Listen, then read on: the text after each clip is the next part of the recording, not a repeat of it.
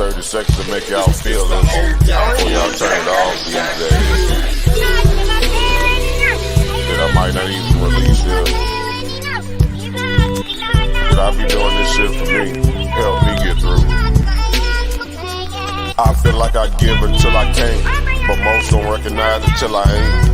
Blood on them covers, she hoping paint. Sorry mama, but it ain't. This world took a toll on me, and everyone that say they love me always seem to follow me. The same one that call me great, treat me like I ain't shit. I read between the lines, it's written all over your eyes. I see the disappointment in the eyes of the ones who want me dead, but I ain't never been scared, I tried to get there. Sometimes I wonder if I survived or did I die on that ride to that hospital. Demons all around me, I am not mental. This game of life, it is not simple. Last time I was happy, I was popping pills. Whoa, what's going on, everybody? It's the Cannon. You know me as Darian Eaton, part of the Dream Team. I got a goodie for y'all today, Takeover Tuesday, and I got King Naga and New Kakarot popping up for me to be a part of the show today. What's going on, fellas? Oh man, can't call it blessed, you know what I'm saying? How you doing, bro? I can't complain, man. I got Naga with me today, Takeover Tuesday. What's that, Naga World Order? Y'all want to give y'all shout-outs? And shout out to all the members of Naga, man. Shout out. I want to give a special shout out to my son Yeshaya, my daughter Yamaya, you know what I'm saying? Because that's what I do it for. Shout out to Ampool crew, you know what I'm saying? They've been down since day one. Shout out to JJ7K over there, you know what I'm saying, at the Lions Den, you heard me? You know what I'm saying? It is what it is. Shout out to Paradigm Shift TV for hosting this thing, bro, and always showing love. Would you got somebody you want to holler at, Anoop?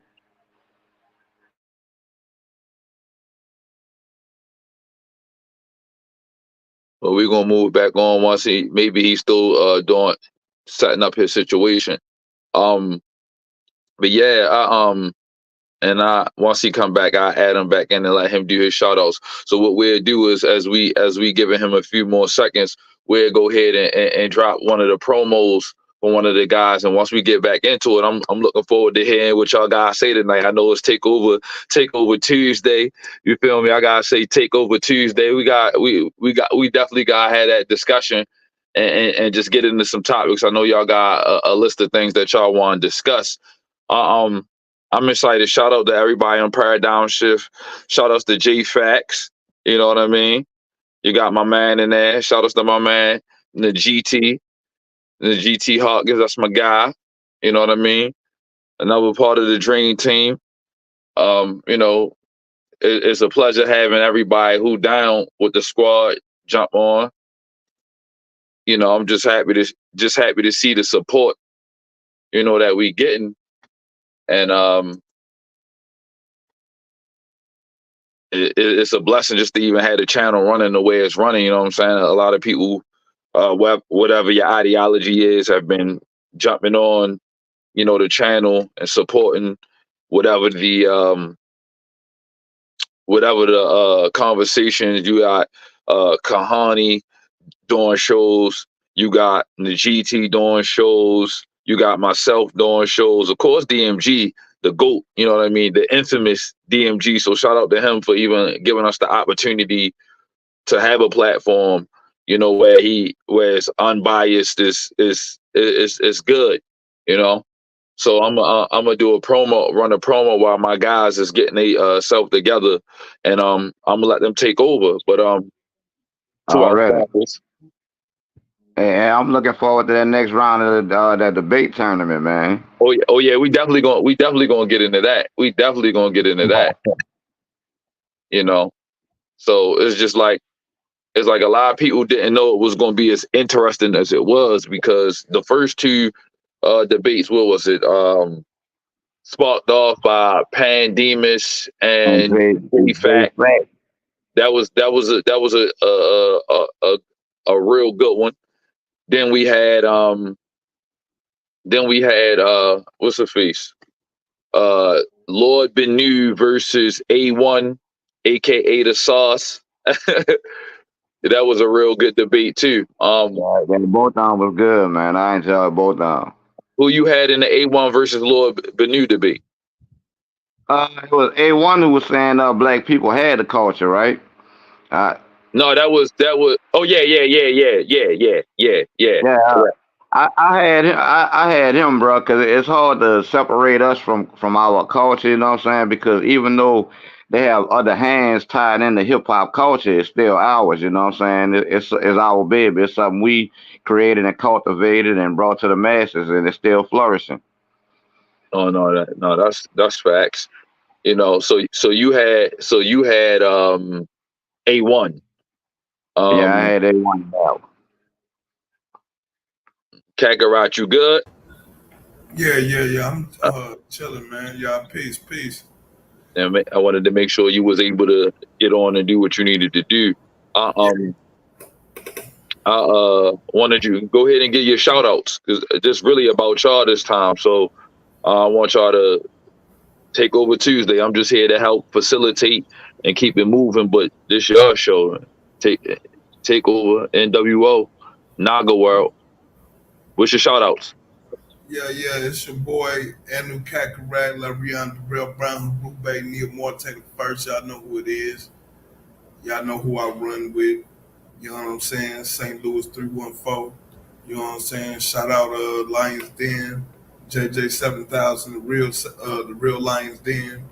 You know what I'm saying? Y'all look out for that nigga. He gonna be doing some things. Uh, yeah, man, we got some things we want to discuss with y'all. Just pertaining to the whole God is life paradigm. You know what I'm saying? Where we at with it, and because Okay. the last time y'all seen us, we was debating the Dream Team. You Yeah. know, Of course I remember. All Of course right. I remember. You know, uh, I had fun. I definitely had fun. It was cool. You know, a lot of people on both sides was excited about the debate. We had fun. We threw our little tracks around back and forth. I know y'all got some new music for me today to put out for y'all the release. Whenever y'all ready, just let me know and we'll work out. Playing it, fitting it into y'all program. So just let me know what y'all want. All All right. right. Yeah, man. Our debate, bro. It was a good debate, man. It was very entertaining. It was I had fun being a part of that, man. Like for real. Yeah, for sure. I know y'all have a good following with y'all in DMG's words, infotainment or edutainment. You know what I mean? It's about the combination to make it entertaining, but still information is being given. So right, I think that's part of it. To be honest, I don't really think anybody else rollout was as good as our team debates. We had music, we had the theatrics. I think everything was there.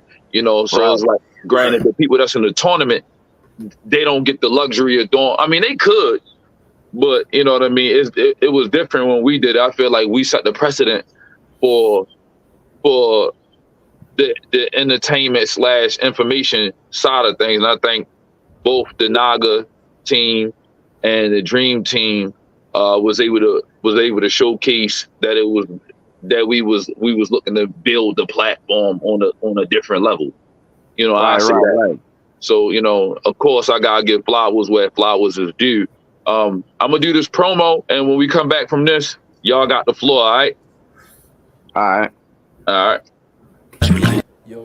It's your brother B Washington, brother Washington, Byron Washington, coming to you straight live. Want to give a shout out to our brother Pianki Pata, aka DMG, aka got the baddest channel on the planet, Paradigm Shift 314. I really love this channel because it allows brothers and sisters from all walks of life, all spiritual traditions, to really come dialogue, no BS, no fighting. Yeah, we turn up a little bit here and there, but we still do it to turn up in love.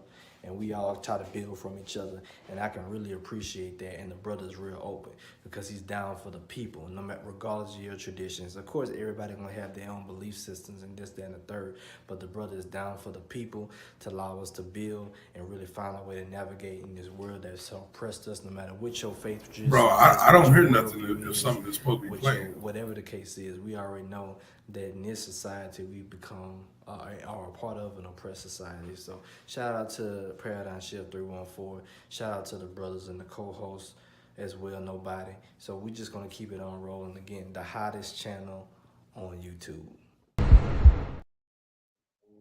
All right. So it played a little bit low. His audio was low. Hear you. Yeah, you couldn't hear it. Oh, all right. They in the chat saying that they was in the chat saying that it was clear, but it was the first time that played, so I wanted to make sure that I followed the directions of the director. But listen, Anu, break down what y'all try and give y'all math tonight, and just tell us what's going on. I know y'all here to do a takeover. Let me hear what y'all got going on. You gonna go? I knew you want me to go. Oh, okay. No, yeah, I was queuing up, seeing how well this is gonna work. Let me know. Let me know if it. Let me see here. Audio. Trust and believe the gospel. What's up, chat? I hear what you said. It was a little low. I understand. GT, salute. Peace to the chat. Peace to the brothers. I see. Yeah. I don't know if they're gonna be able to see it.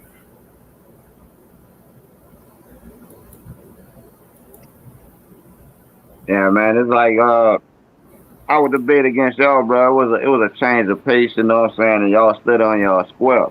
It's like, but a lot of the heat we get for the God of Light paradigm, man, once you dissect the arguments they try to put up against it, man, it be logically fallacious arguments, a lot of them, and we're gonna get into that tonight too. Okay. So I guess we'll start that. I see whatever it is it looked like it's trying to load. I'm gonna let it rock, you know, and hopefully it come up. But let's talk a little bit about just how y'all created the group. Like, how did y'all develop into a team? How long y'all been knowing each other? Man, since about 2018, 2019, it's like most of us, man, were adversaries, man. We bumping heads, you know what I'm saying, and until we came to a common ground, and so we started a group, and it just grew from there. You know what I'm saying? We started putting our heads together to build instead of destroy. You know what I'm saying? So that's kind of how the group came together. You know, it was my brother Dame West, another one of our brothers named Matt Dewberry. You know what I'm saying? He brought a new in, a couple of other brothers. I got my cousins Timotheus and Fabo Capone. Shout out to Fabo, man. Timotheus. I be saying he got locks too, don't he?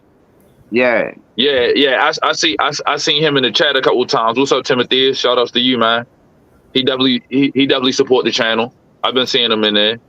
Yeah, man. And one of our loyalist members, Shannon Roman, she been down since day one. You know what I'm saying? And that's our sister. Forget brother Nick. He out there. Right. The brother Hacker. Rock. Yeah. I know Hacker. He been on the channel before. What's up, Chant? Brother Lavelle. It's a gang of us, like, man, you know.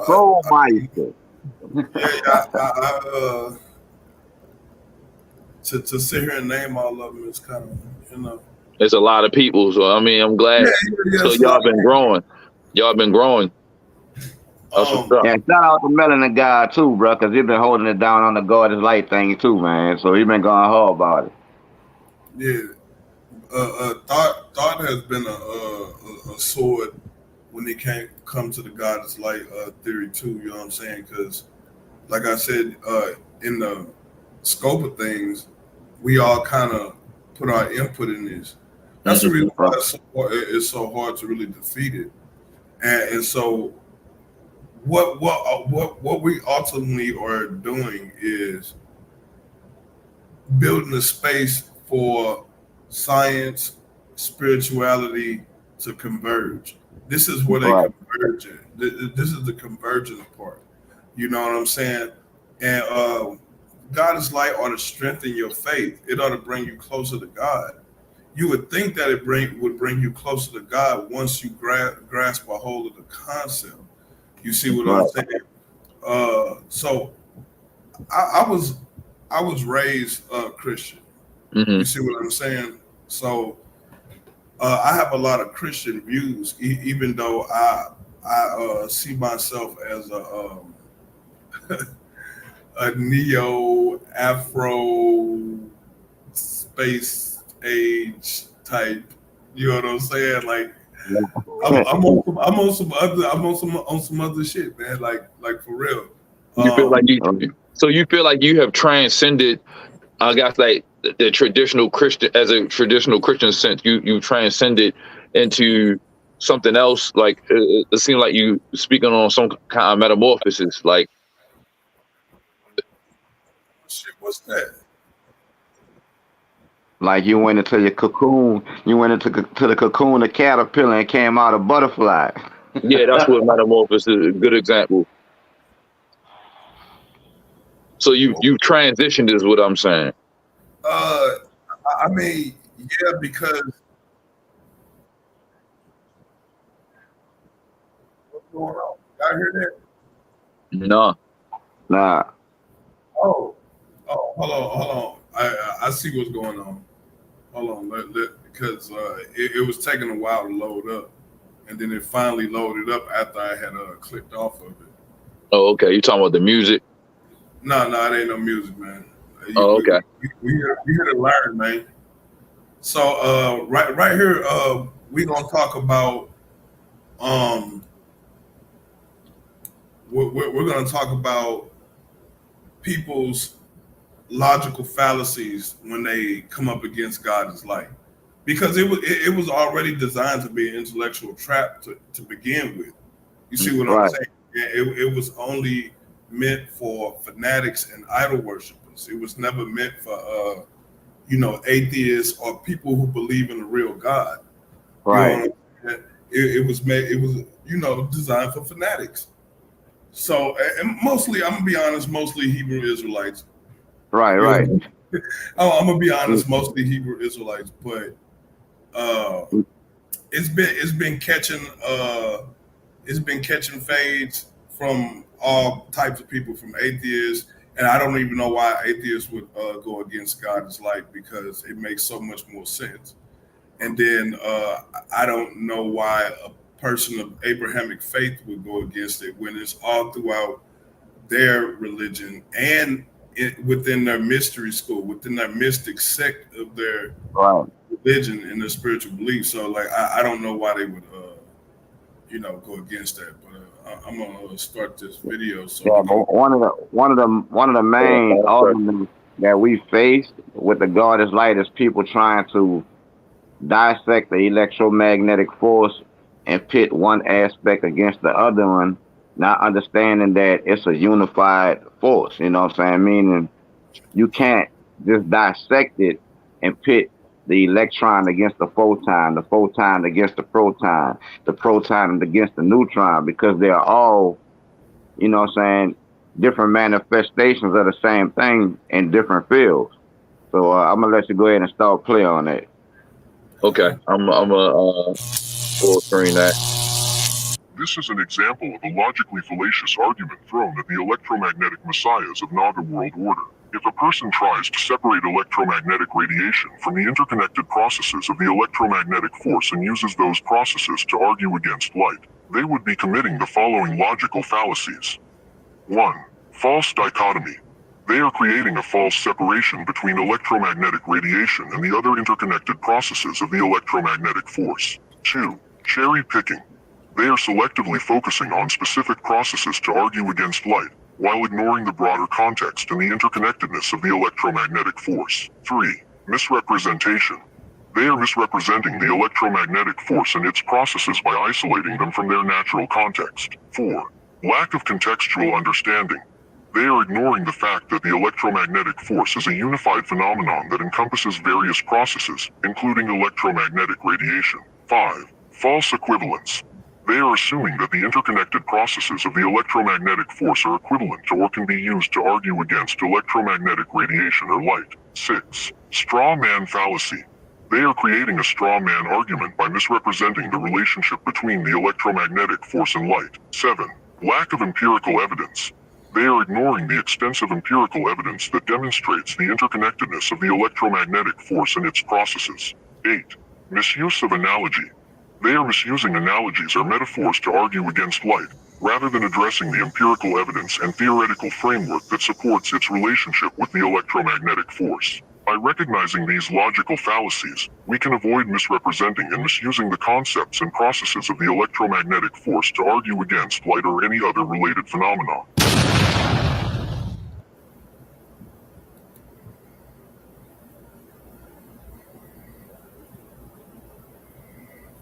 Yeah, man.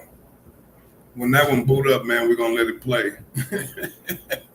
Yeah, and see that like I said, that's one of the main arguments we face. Like everybody try to come and chop the electromagnetic force up, to try to pit at one aspect against the other one, and when it's all interconnected and related, it's like it's a unified phenomenon. So you can't take the photon and try to pit it against the electron, because the electrons emit photons, and photons also turn into the electrons, depending on which field it's traveling through.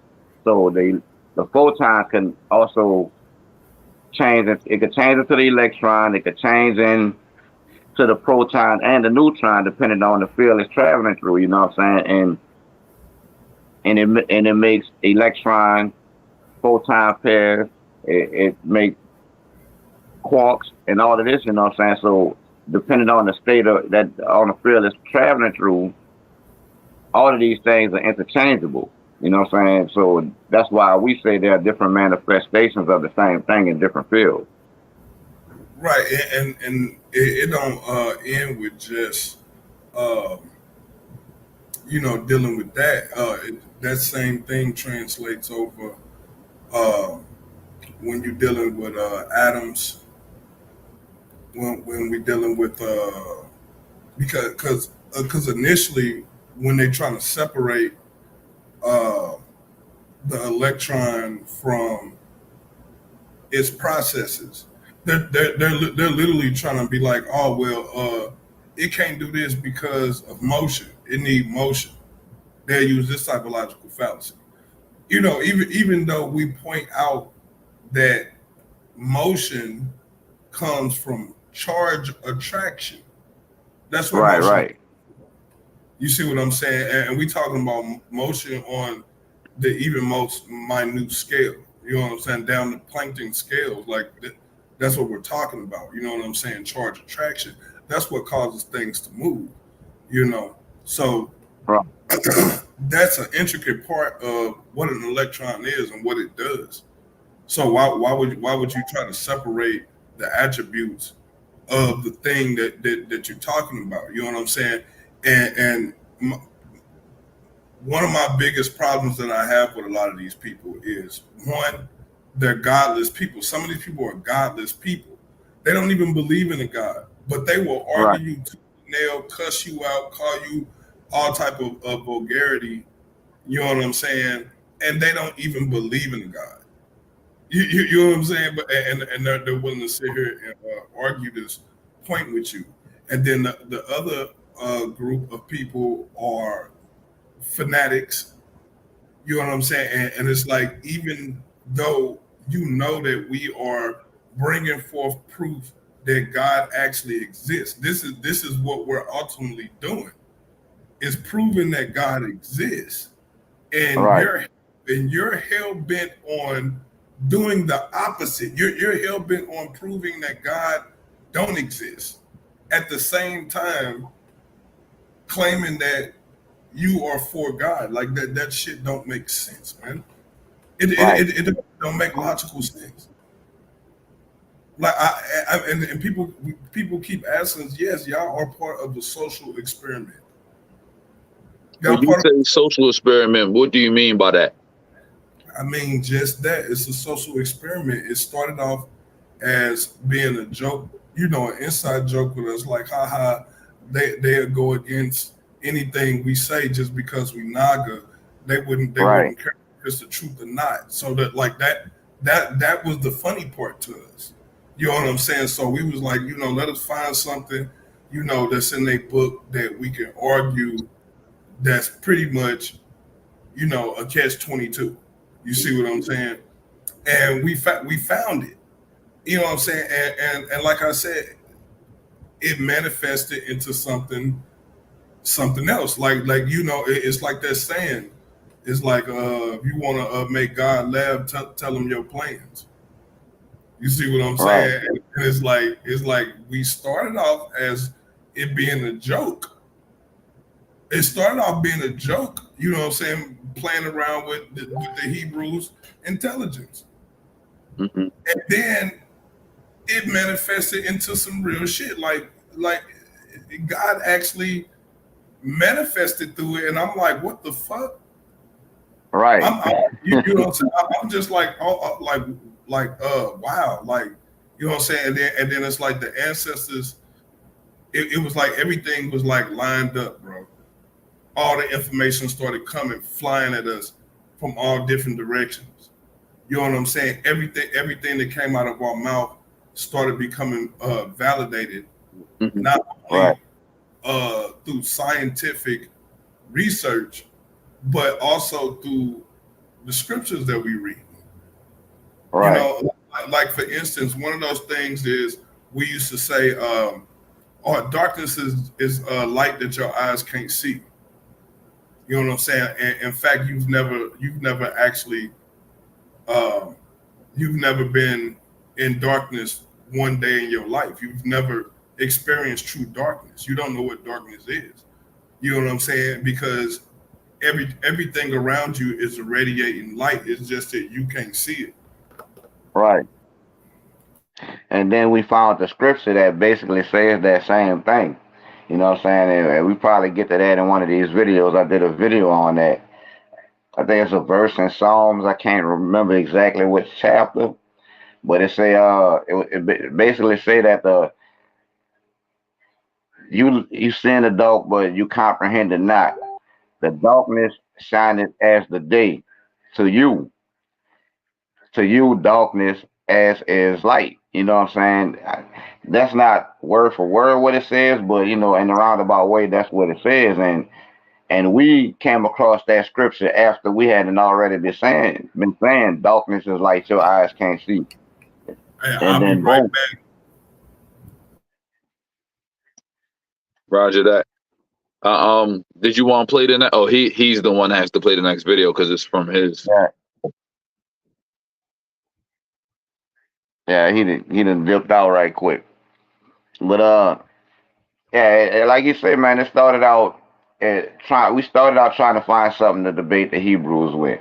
You know what I'm saying? And we brainstormed on it and chose God as light, you know what I'm saying? Because not only could we use the Bible, it was like it traced back to most of our cultures too. Like, because we're in Naga, we have different people from different cultures and different walks of life.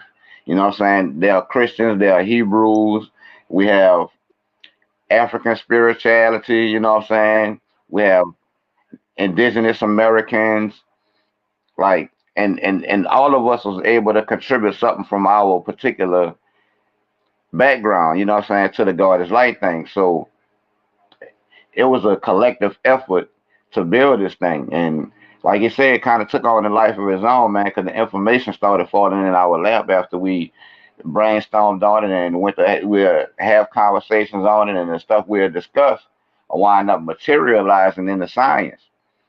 And we were like, man, look at this. We were just talking about this yesterday, and here it is, boom, in the news.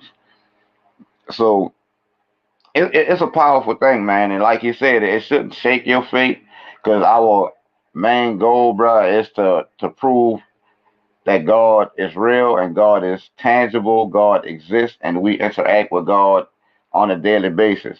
It's like, and like he said, he don't understand why atheists will come at it, but I kind of do get why atheists will come at it because it makes them have to acknowledge the fact that God is real. You know what I'm saying? Because without what we understand God to be, is like not even an atheist could do nothing.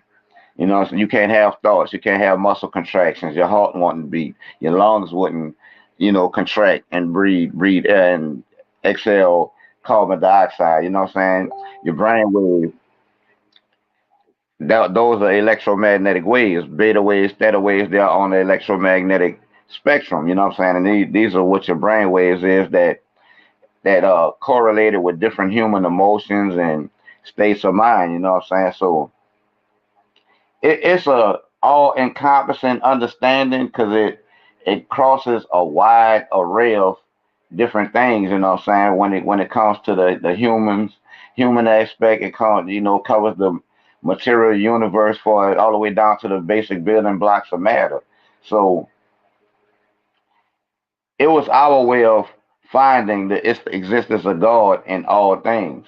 You know what I'm saying? And another mind blowing fact we came across was that a photon isn't subject to time from the aspect of a photon. Yeah, we look at light and give it a speed, you know what I'm saying, light speed, but from the perspective of a photon, it doesn't experience time.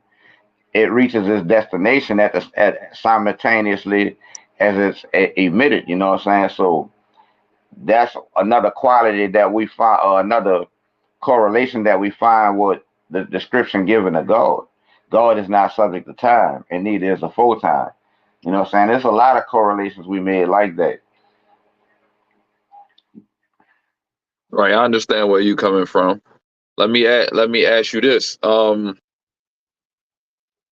you after you put that together, I'm sorry, before you put that together, what was your core belief before that? Really, we really didn't have a core belief. If I was to say we had a core belief, it was family. You know what I'm saying? It like we was more of a family unit. You know what I'm saying? I am my brother's keeper type of thing, and I am my sister's keeper also. You know what I'm saying? It was more of a family unit, and our core values was based on food, clothes, economics, self defense. You know what I'm saying? And like he keep talking about the films, it's like that was mainly our core values. You know what I'm saying? It wasn't I'm back. one particular religion that we subscribe to because like I said, we all come from different backgrounds. We got Christians, we got Hebrew Israelites, you know what I'm saying? We got people that's, well, I wouldn't call them atheists because they believe in God, but let's say religionists for lack of a better term. They didn't subscribe to a particular religion. We had a Moor in the group, we had a Cambodian in the group.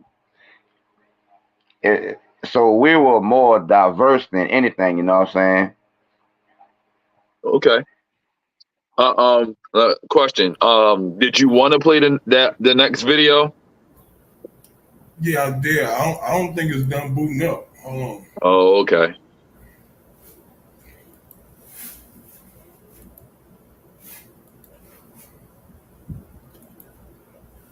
Yeah, I don't hear it.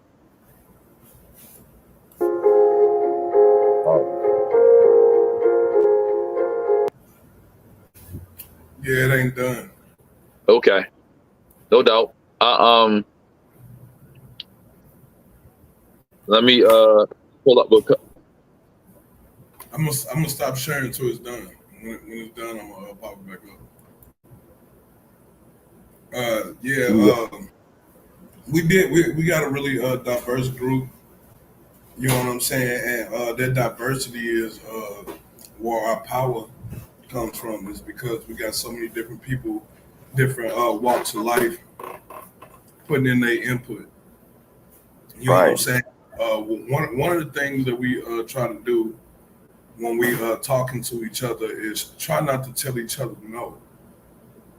You know what I'm saying? Or tell them that they wrong. But ask more like, hey, have you ever looked at it like this? Or here's the idea. Try this out. You know what I'm Right, saying? Instead of like telling somebody that they know or they wrong about something that they believe or something, that they subscribe to. right. It's basically trying to encourage them to open their mind to different ideas, and so far it's worked. You know what I'm saying? Now, when we come across stuff that's flat out wrong, we come to a consensus on that. You know what I'm saying? And it's like we hold, like the Bible says, prove all things, hold fast that which is true. If it's true, we're gonna hold on to it. We gonna hold on to that. But if it proves not to be true, then we don't gonna discard it with the rest of the trash and move forward. You know what I'm saying? But we try not to let differences be a weakness.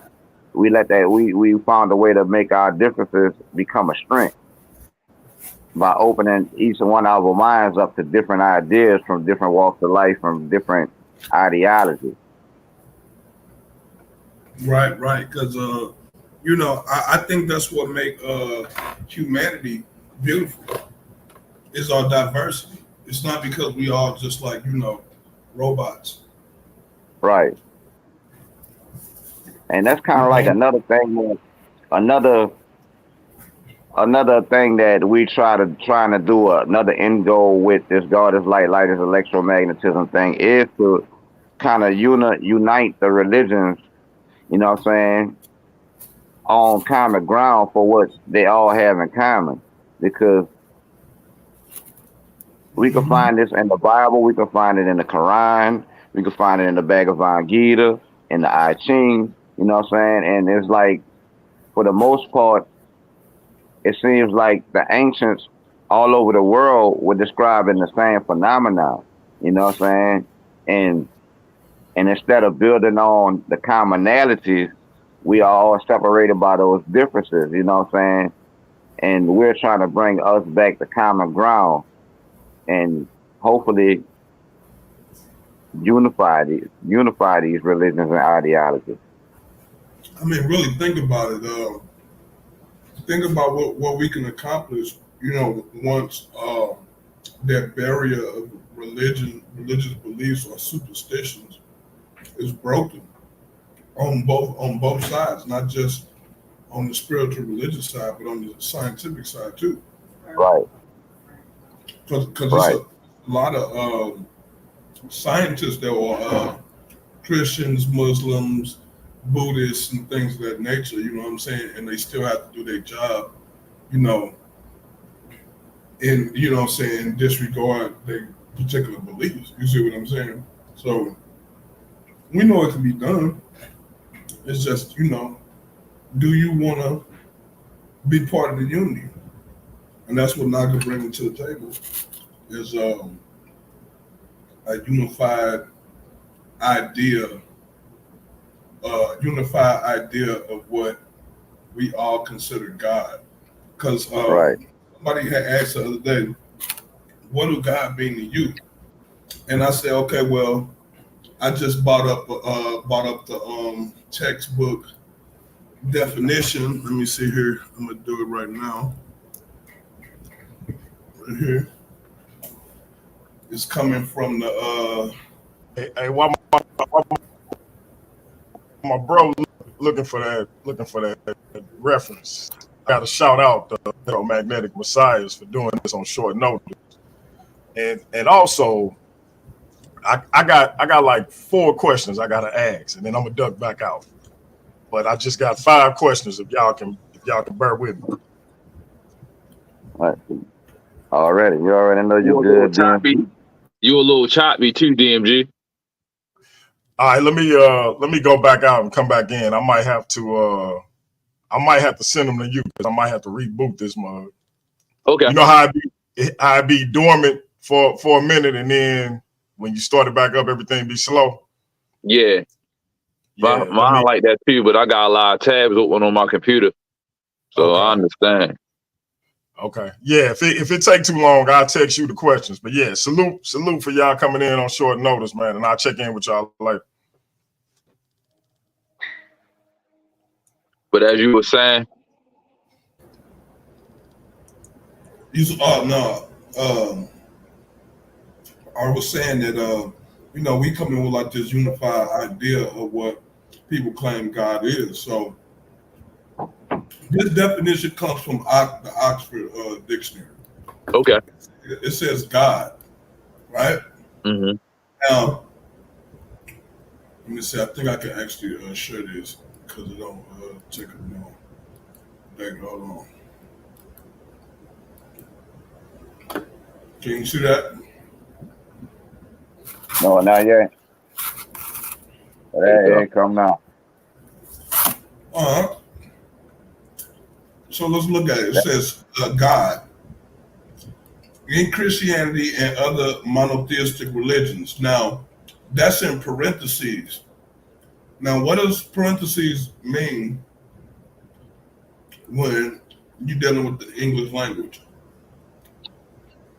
That means this definition specifically pertains to in Christianity and other monotheistic religions, but I'm not a Christian, so I could disregard this part. But if you're a Christian, then you know what I'm saying, or you're a part of one of the other monotheistic religions, then you're gonna regard this part. You're not gonna disregard this. But I'm gonna disregard this because I'm not a Christian. Or I'm Right. Muslim. I got kicked out of catechism. It says the creator and ruler of the universe.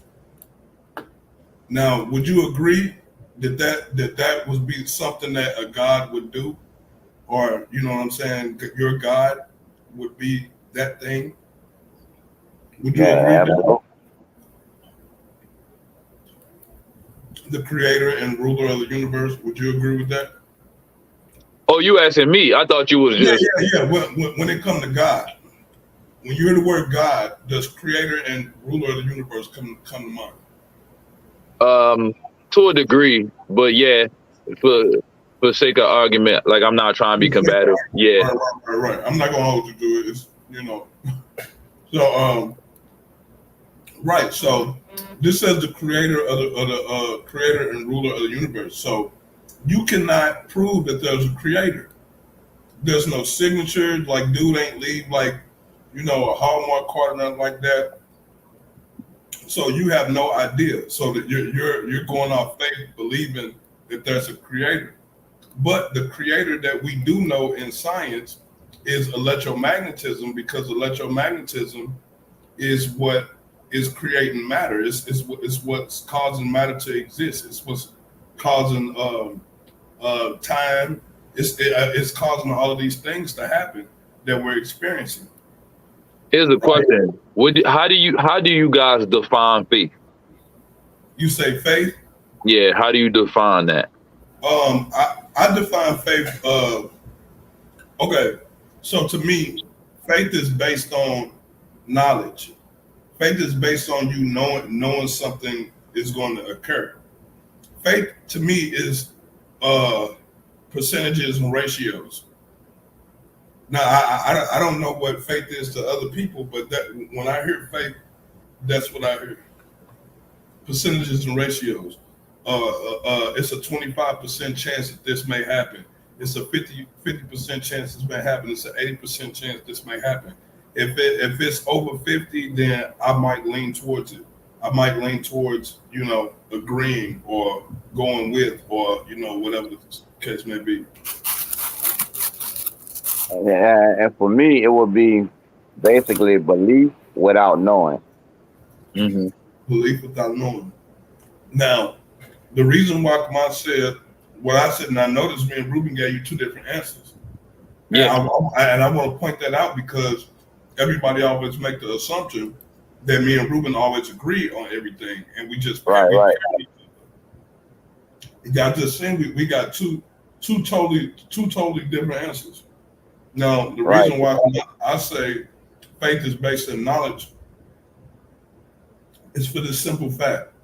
Darren, when you go sit down in your chair, do you check to see if it's if the structural integrity is intact? No, Huh? You said no. when you sit in the chair, Yeah, um, yeah. When you sit down in the chair, do you check to see if the structural integrity is intact every single time you sit down in the chair? not every single time, but every now and again, depending on who else I'm going to. If they stuff look raggedy, then yeah. Right, right, right. I done Right. been there. I done been. If you ever been in a little plastic chairs that people be having out back, or a fold up chair, or you got one of them couches that you know what I'm saying. You get what I'm trying to say. I Yeah, didn't. I I didn't know sit exactly. down there and you sit in the chair and then it rock a little bit. You're like, hold up. You know what I'm saying? I didn't seen people fall out of chairs with the legs snap off and all that. So, you know, but I understand what you was trying to say. But yeah, yeah. you know, So the answer is no. Like nobody really checks to see if the chair they're about to sit in is structurally sound, and it's a reason because of that. It's because one, when you look at the chair, you automatically identify that it's made out of tubular steel and industrial plastic. You know by look from your experience with industrial plastic and steel, tubular steel, that this can sustain your weight. You know that, you know, even though you're not thinking about this, you know this. And that's the reason why, because most of the time we'll go plop down into a chair. You know what I'm saying? Unless you done recently fell, you know what I'm saying, fail from sitting down in the chair, then you'll become more cautious. But then over time, you know what I'm saying, you'll go back doing, you know what I'm saying, just sitting down without checking. And that's because you knew something. It's because you know something. Like I have faith that the bus is gonna come. Oh, but it's late. The bus, yeah, but I got faith it's gonna come because it always comes, even though it might be late or or early. It always right, comes. You see what I'm saying? So like your faith is based in knowledge. You know God is going to come through. You know that God is going to sustain you. You know God is going to do these things because God has done it before for you. Or else there will be no point in you having faith in God if God ain't never done nothing for you. You see what I'm saying? So you know that God is going to do these things. So your faith needs to be based in the fact that you know that God is real. You know that God will do these things if you ask, if you pray, you steadfast, and so on and so forth. You know what I mean? right. Right, right. So back to the definition, though. Electromagnetism is the creator that we know of because light creates matter and the whole process dealing with electromagnetism. Now this says, and ruler of the universe. Now, when y'all see ruler, the first thing y'all might think of is a king or a queen. Right, But the right. first thing I think about is measurement. That's the first thing that popped in my head. Ruler of the universe. They measure the universe in light years. Light years. You understand what I'm saying? I mean, some people might laugh at this shit, right? Can you click the word ruler just to see what come up though? Mm-hmm.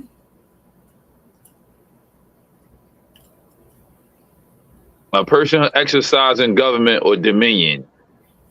Yep. And then the second one is a straight strip or cylinder of plastic, wood, metal, or rigid material, typically marked at regular intervals to draw straight lines or measure distances. Right, right. Right. And I'm going with a definition too, Right, just because I can. Right. right. So, again, we got um, they measure the universe in light years, and we got light being the creator. So Hmm. far, so good. Then it says, and the source of morale authority. Right now, are we all gonna sit here and act like that? Being light isn't considered good morality. We're gonna act like light isn't our moral compass. You know what I'm Right. saying? Like I could go into us being enlightened. I can go into just the light of wisdom and reasoning. You understand what I'm saying? I can go into those things, but what's the point, right? We all know that light is good, dark is bad. I mean, it's been the more authority for God knows how long. I mean, if you're living in a modern age, you know what I'm saying. So that's a pretty straightforward one. Is the fact that we look at light for our more authority, being transparent, out blatant, being you know what I'm saying, out there in forefront, because it's the truth. The truth, Yeah. the truth. When you're dealing with the truth, you're gonna stand on that with some authority. You know what I'm saying? So that's where they come from. And then it said the supreme being. Well, again, here go another one of those things. Being. Now, when y'all see being, y'all might think of a person. You know, I don't know. Y'all might think of. I don't know. When y'all hear being, y'all might think of a person or some type of creature, Some right? type of humanoid, right?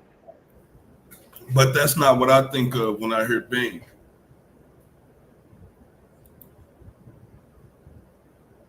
This is what I hear when. This is what I think about when I hear being. Existence. Existence.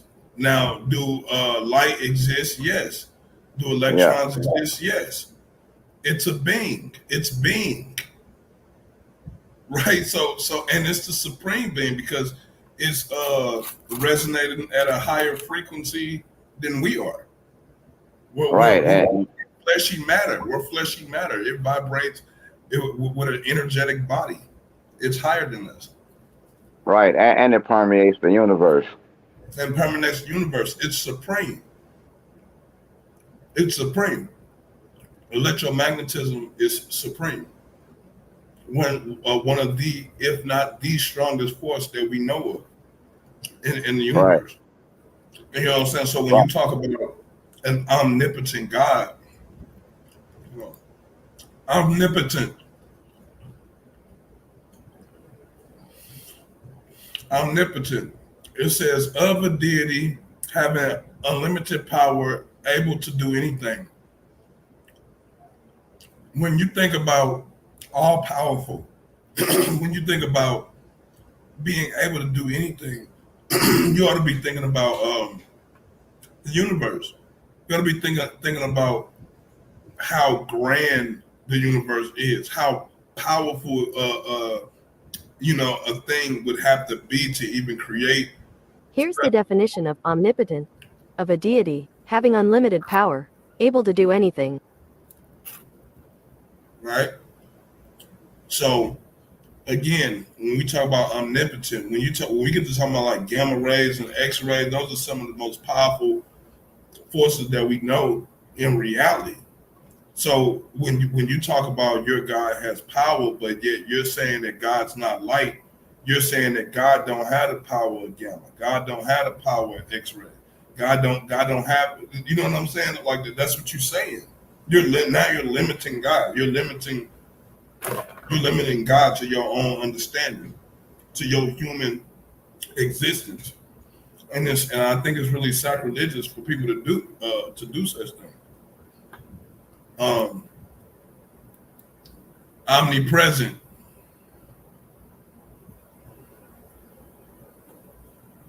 It says widely or constantly encountered, common or widespread, present everywhere at the same time. That's what we're talking about. Light is everywhere all at the same time. Electromagnetism is everywhere All always. that. There's always electric charge. There is always electric charge somewhere, whether it is lying dormant or if it's active, it's there. Here's the definition of omnipresent: widely or constantly encountered, common or widespread. You know what I'm saying? And so I've said this before on another recording. If you're looking for God, if you're looking for God, then you're supposed to be looking for God's attributes. You're supposed to be looking for the attributes of God in order to ascertain if it is God or not. Indeed, go. Right. How do you do that? How do you do that if you don't know what divinity is? You don't know what's divine. You don't know how to identify what is divine. So how can you honestly open your mouth and say that you even heard God speak, or you heard God, or God told you, or God did? How can you even say that when you can't even recognize divinity? You trying to tell me that when you open your eyes and you see everything around you, you don't think all of that's holy? You don't think all of it's holy? You don't think all of that everything? You don't think Right. everything around you ain't divine? God And you made gotta it. think, It's you gotta it's think made. about it. Everything we see, you know what I'm saying, that this whole reality we experience is basically based on us seeing the smallest portion of the electromagnetic spectrum. It's less than half of 1% of the electromagnetic spectrum that accounts for all that we see. You know what I'm saying?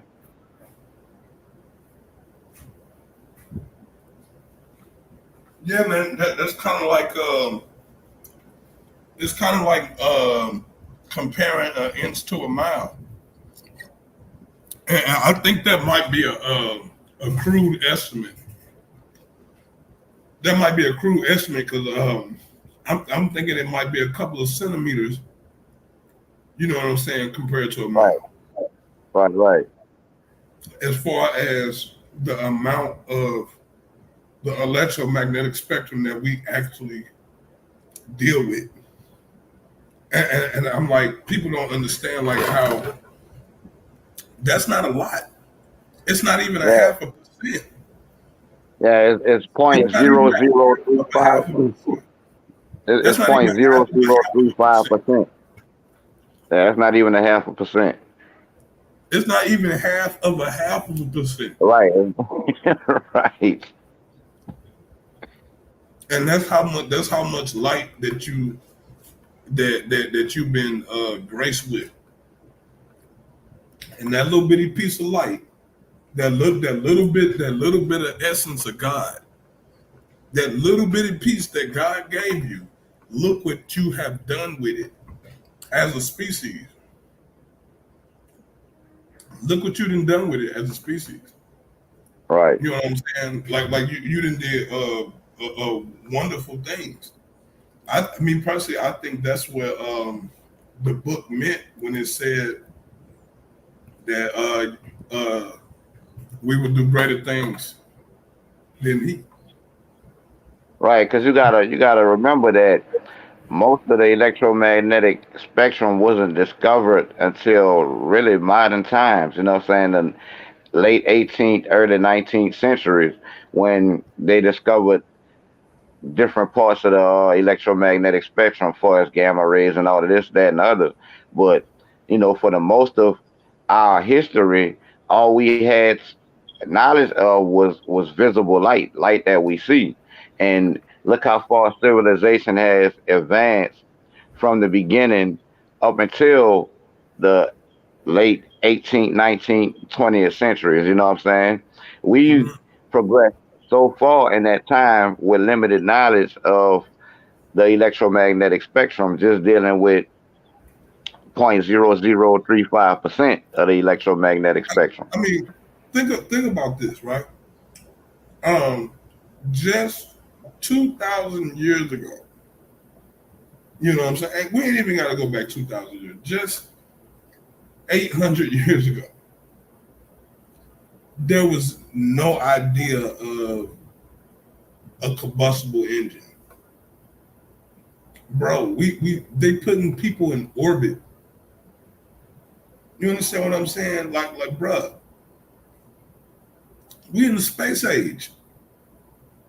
We in the space age, and that's why I was saying earlier. Like, I'm on some Afro punk space age spirituality type shit.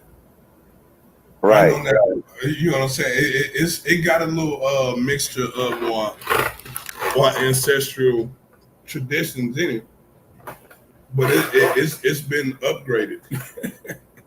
Right. And that's basically what it is bringing the old the older ancient traditions up into the modern age. You know what I'm saying?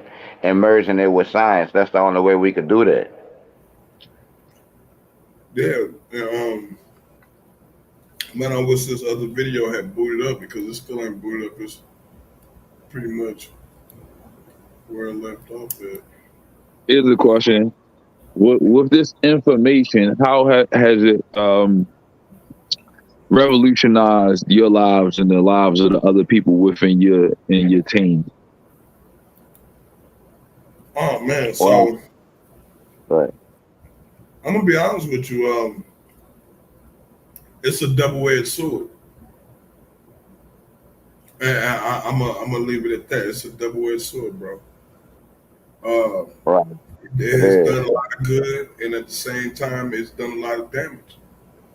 It's some people that turned their backs because of this revelation. So I mean, Right. truth is our only ally. That brings me to one of the follow-up questions that my man DMG had posed. Why is there so much division in the conscious community? Oh man, Man, I would have to say first of all, this arrogance. You know what I'm saying? Everybody want to be the man instead of being a part of a collective. You know what I'm saying? Everybody wants the limelight, and it's like everybody jostling for position for that number one spot instead of all of us progressing together, and we all be at that top spot. So I would say, for me, it boils down to arrogance. Okay, so for you, yeah. arrogance. For me, it's a combination of things. First of all, first and foremost, it's the lack of trust. It's the lack of trust. Then it's the lack of accountability. You know what I'm saying? The lack of accountability. And I think that those two things have really degraded the conscious community. And what I mean by that is there's no way you should be able to use the ancestors' name, the ancestors' culture in a negative aspect without the conscious community coming together and snatching you up off the street. I'm gonna be Right. honest with you. Like there should have never been a nature boy. Yeah, I can see Right. that. You know, there shouldn't never been a nature boy. There should have never been. You know what I'm saying? A few of these characters, I don't even want to keep naming them off to even give them airtime. You know what I'm saying? But it's some straight weirdos in the community, and it's like that weirdo stuff. Like we need to make a stand. Like you know what I'm Against saying? it. Like Right. this off the real culture, just like the Native Americans that get on your head for culture appropriating their culture. You know what I'm saying? There's other groups out here who would get mad and angry and seek legal action against you and stuff like that for perpetrating, you know what I'm saying, their culture. And I'm just saying, like, the conscious community should be on the same thing. You shouldn't be able to wear no ankh and be no molester. Right. You shouldn't be able to wear no endinkras. And you know what I'm saying? Like you can't rock the culture, bro, and you a wicked person. We Right. supposed You to out be, here scamming the people with an iPhone in it. Yeah. you know what I'm Yeah, saying? it's a lot of scams going on. And that's where the no accountability come from. Because why would the sisters follow you bozos when they not even say they're not safe? They're not safe with like y'all pray on them, y'all pray on they daughters. You niggas is fucking scumbags. Right. Y'all scumbags. You know what I'm saying? So I'm just saying We need some old school drop squad type joint going on, man. Where oh, you don't want to get with the conscious community? Okay, you gonna get dealt with. You can't sell drugs over here unless you are funding X, Y, and Z. You know what I'm saying? You got to be funding something in the hood in order to, you know what I'm saying, to sell over here. If not, nigga, we gonna beat the snot out of your ass, or even worse, nigga, give you up to the pigs. I mean, whatever. Right. Because it makes no sense pointing the fingers at other people, you know what I'm saying, until we fix ourselves. You know what I'm saying? We have to fix our own image. That's something we gotta do. And as being a part of the conscious community, we supposed to be spearheading that. You know what I'm saying? Yeah, We supposed to be spearheading that change and spearheading that growth, spearheading that evolution. We supposed to be the right. most trustworthy ones out there. You know what I'm saying? Right. Because we setting the example for everybody that's following, watching and paying attention to the conscious community. Well, it's like at the present state, when they look at the conscious community, they see a bunch of scammers, a bunch of molesters, and just straight up weirdos, man. So we just joined it in the conscious community. So the people that aren't conscious, the unconscious, how can we ever expect them not to be disjointed? You know what I'm saying? Right. Yeah, just look at it like the conscious community been going strong for almost 100 years. It's been almost 100 years, and like I know people like it ain't been. Yeah, it's been almost 100 years. Right. You know what I'm saying? And we ain't built not one city. We ain't built one city yet. I mean, Dr. they still waiting on Umar Johnson to build that school, ain't they? Yeah. That. Umar Johnson, one person. Correct. Right. He one person. Like damn, we gonna put it all on Umar Johnson? I mean, I'm not saying that. I'm just saying to your point about people, like for example, he's collecting money. He has a large following. He not really alone by himself. He have supporters. Right. DMG I think got an aunt. She built the school. You live in St. Louis. You might know a little bit more about it than Right, me. But I mean, that's just as simple as being a part of the mix. If we if we have the opportunity to really develop, I believe that there are people that are doing the right thing, but they're not getting showcased as much as some of these other people. And then Right. Right. there's a, um, like like the DMG putting in work, but again, like you said, he only one person. yeah, You he know, just one person. You know what I'm saying? And that goes back to uh, all of us. We don't support our black nationalist organizations for real.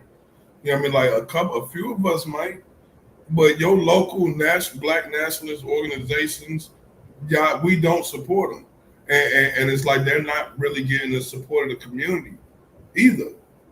You see what I'm saying? And I'm not saying it's not some support, but I'm saying like for real support, like the stuff that they do down at the Sabaye Center, like type stuff. It should be a Sabaye in almost every hood. It should be a Sabaye in almost every hood, and they getting taught African spirituality in there. Right. Said not church, real African spirituality. Them boys in there going through rites of passage. Them boys in there going through, you know what I'm saying, the ceremonies. You see what I'm saying? Like like we need to bring the drumming back. The drumming. Like when you wake up in the morning, like you gotta hear drumming because our people used to. This used to be some of our traditions. Like we don't do those things no more. Right. Right. I mean, I was fortunate enough to grow in New Orleans, so the drum's still a big part of our culture down there. Yeah, it is. It is. And that's what I'm saying. Like as far as like the conscious community, it shouldn't have never been no damn P Diddy. Nah. The P Diddy's shouldn't have never been able to exist because the conscious community should have been checking that shit from the gate. Like, hold on, y'all doing what? Like he said what? He told you had to do what? You know, we just how? And it's like we always want to know why evil people rule the world. That's why. Because good people or supposedly good people don't do nothing. They sit on their hands. Right. You know what I'm saying? And If anybody should be doing any type of mob action, it ought to be the conscious community snatching people the hell up. You know what I'm saying? When they disrespected. Like, I'm sorry, like what's his name? The dude who whacked Trayvon, Mike oh, a Brown, gentleman. Yeah. all of the, none of them. They shouldn't have been worried about the police getting them. They should have been worried about the conscious community snatching their ass up. You see what I'm saying? Like All right. if that was a collective response from the conscious community when things like that happen, people would listen to us more. They would follow us more. They would support you more. But you know, like I said, who gonna be a martyr? Who gonna be a martyr to kick it off? You know what I'm saying? Like that's the question. Let I me know ask you this: people How who do you act feel like about they be the martyr. how do you feel about calling out? How do you feel about like calling out names? Like, do you feel like it's necessary? Like, if y'all see something fraudulent, are you gonna be like, so and so dropped the ball and here's why? Like, you know what I'm saying? You ain't gotta be disrespectful about it, but you know what I'm saying? Like, cause No, I'm gonna be honest with you. I would rather it not get to name calling. I think once it hit the ears of the conscious community, dude should have been kidnapped. And I mean that's just me personally. That's my opinion. I'm not right, saying that like nobody in the community would do nothing like that, but you know, I Right. think it should have never got that far. I think soon as somebody in the conscious community get wind of something, like that should be an issue for whoever because they not playing. Is the consciousness just for like cocoa butter and cowrie shells and wired jewelry? Is that what the consciousness is? Or are we really trying to elevate our people and be on some enlightened shit for real? Or are we really trying to go to that next level on some Wakanda shit? You know what I'm saying? Because that requires discipline. Right. That Because that, yeah. certain situations present an opportunity for us to unify for what's righteous. You know what I'm saying? And we so far we've been fumbling that opportunity because it's been presented just in the last 5 to 10 years multiple times. You know what I'm saying? That opportunity been presented, and so far we dropped the ball every time, man. right. Now, question. I know we got about I'm supposed to do an hour and 30 minutes. Do y'all want to share the link? Yeah. All right, Mhm. I'm gonna drop the link. And Post on the this is another question that I say I got like the conscious community been around going on 100 years, man. What kind of practical applications have been brought forward from the conscious community?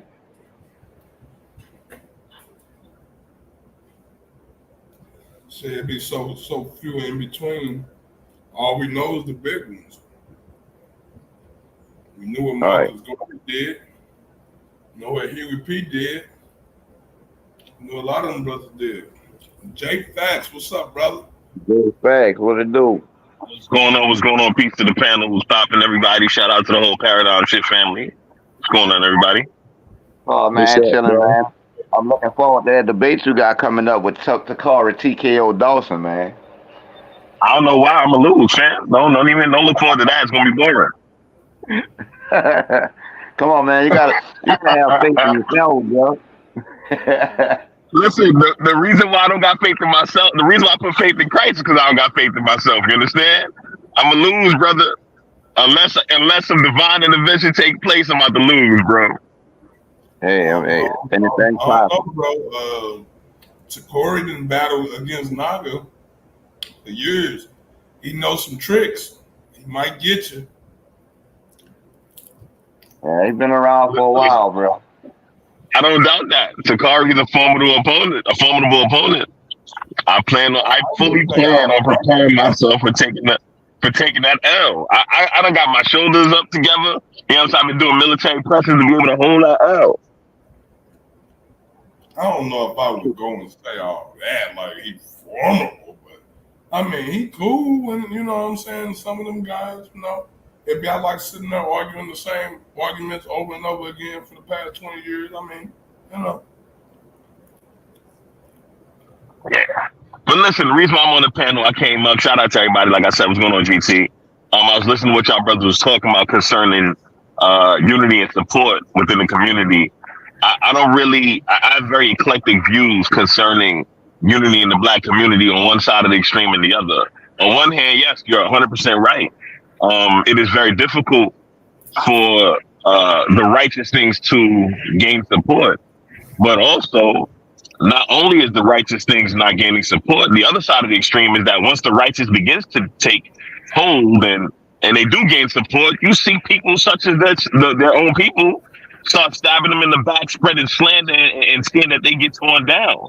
We see it all the time, regularly, on a consistent basis. You see somebody actually doing something successful that's actually making a change in the community, and we see them get torn down. We see them get harassed. We see their names get slandered, all kinds of stuff. You know what I'm saying? I would bring up a situation. I think it's public. I feel confident enough to bring it up. Worst case scenario, I'll drop some money in the donation bucket. We've seen a situation recently. It just happened where the brother DMG was being slandered. You feel me? And what he's done was cultivate a platform for everybody to share their ideologies with respect, regardless of how passionate it gets. People share their ideologies with respect. You know what I'm saying? We hash things out. We share our perspective. We clash swords intellectually, and we keep it pushing. And we see him come under attack. Why is that? Why is that? And this is the reason why I'm saying on one side or the other, you can't say it's all this or all that. The problem is that it's very foundational. You understand what I'm saying? Whenever there's a situation taking place, specifically for the black community, I'm a black man. You understand what I'm saying? Whenever there's a situation taking place, specifically for the black community that advances stuff in even the smallest of ways, no matter what it is, whether we organize a militia to keep our streets safe, or we organize programs to ensure that our children are educated, there's always some kind of destruction on the way, whether from a lack of support, funding, or otherwise, within our community or outside of it, or destruction and attacks once that thing is actually taking root within our community and outside of it. That's just a stone cold fact. We can't deny this because it's been shown historically. It's documented. We have so many instances of this taking place. We have so many instances. Bob Marley, Malcolm X, Martin Luther King, and these are just three prominent examples. There are tons of people consistently throughout history within the black community or throughout the diaspora, I'll say, where destruction comes from either a lack of support, like you guys said, but also once they're actually supported and they're making progress, they're torn down, slandered, or otherwise assassinated. That speaks to me, to Jay. That speaks to a huge problem. That speaks to a huge problem of whether or not, and this is just my perspective, and I'll argue this any day of the week, we actually even want to get healed. Do we want to be fixed? When we got the support and we're doing well, we tear it down. When we don't got the support, you know what I'm saying? We don't got the support, or when we're doing something, we don't get the support or the funding to do what we got to do. Do we want to be healed? Do we want to be whole? This is my take on it, right? So you ask, why do basically we come under attack, you know, whether if it's about our people or external or whatnot. This is why, and it's very simple. It's because positive is attracted to negative and negative is attracted to positive. Things that have the same polarity repel each other. That's why this is the reason why, and like people don't believe it, but we cannot keep talking this conscious community shit and keep talking about energy and not deal with energy the way energy is supposed to be dealt with. When we will all agree that Martin Luther King and all of those people were doing positive things, well, we all agree, right? We all agree those things were positive, right? But you know what follows positivity? Negativity. Negativity follows. And so if you don't counteract it with more positivity, it eventually just becomes more I'm and more. glad you said that. I got a question for you. I'm glad you said that. I got a really good question for you, right? There's nothing wrong with negativity being attracted to positivity under any circumstance. I'm not arguing that. Just as much as there's good, there's bad. You understand what I'm saying? I'm not arguing that. My issue is the acceptance of what is bad in the midst of what is good, and the rejection of what is good to maintain that which is bad. That's an issue. This has nothing to do with polarity or attraction like you're discussing. You understand what I'm saying?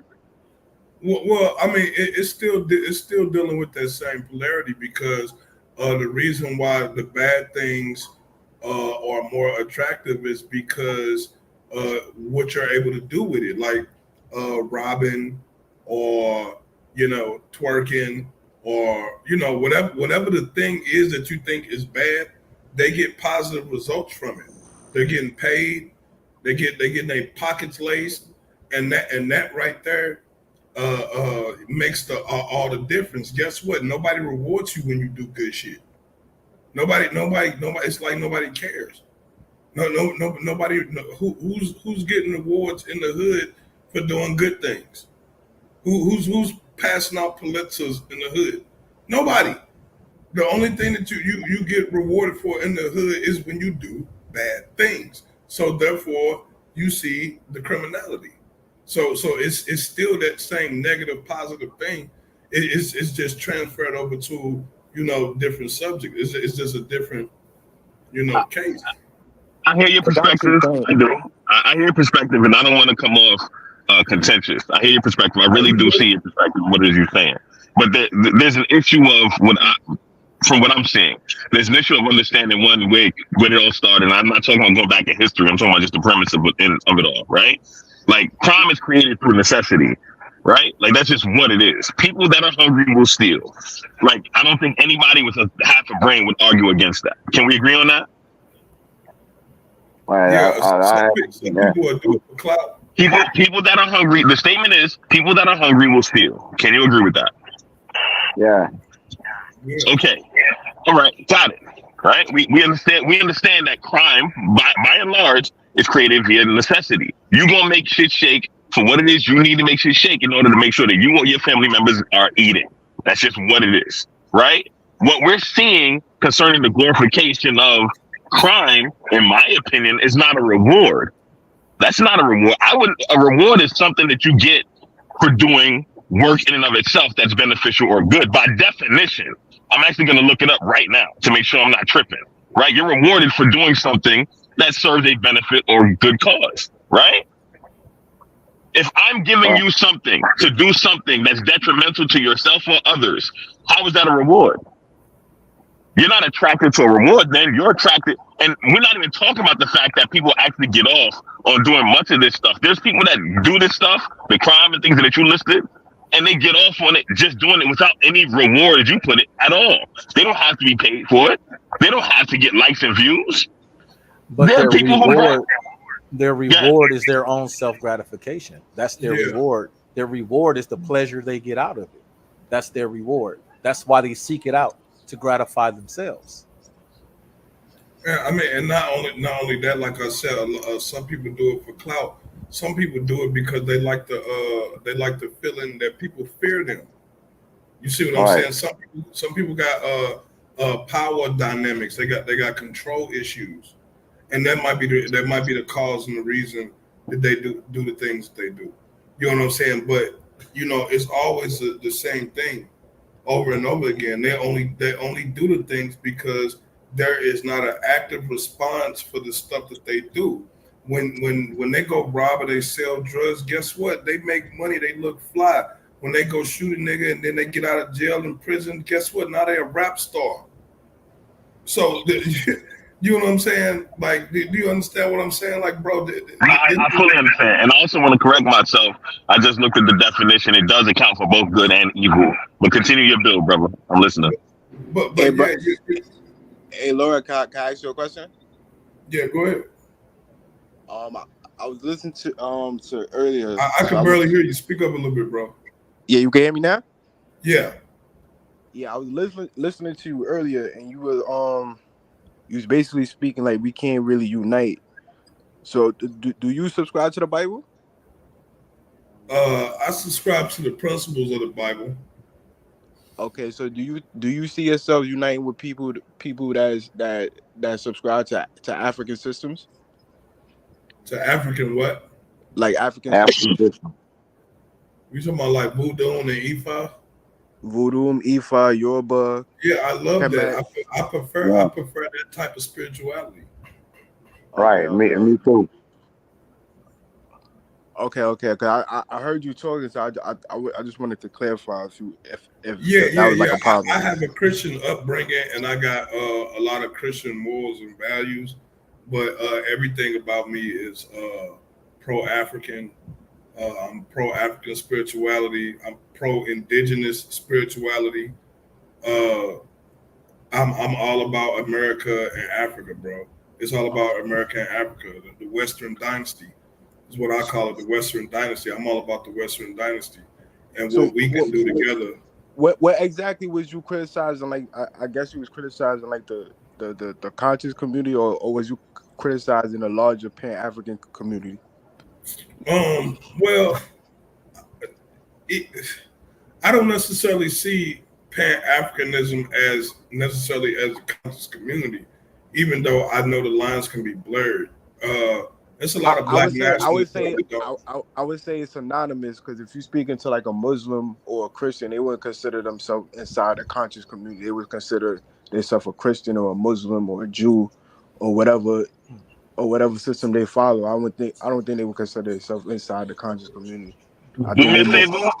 As a Christian, I want you to define consciousness for me. Like, what makes a person a member of the conscious community? I don't think you can I be. think in colloquial term, I think when people speak of the conscious community, they usually speak of like the broader Pan African, like ambiguous term for the Yeah, Pan yeah. African.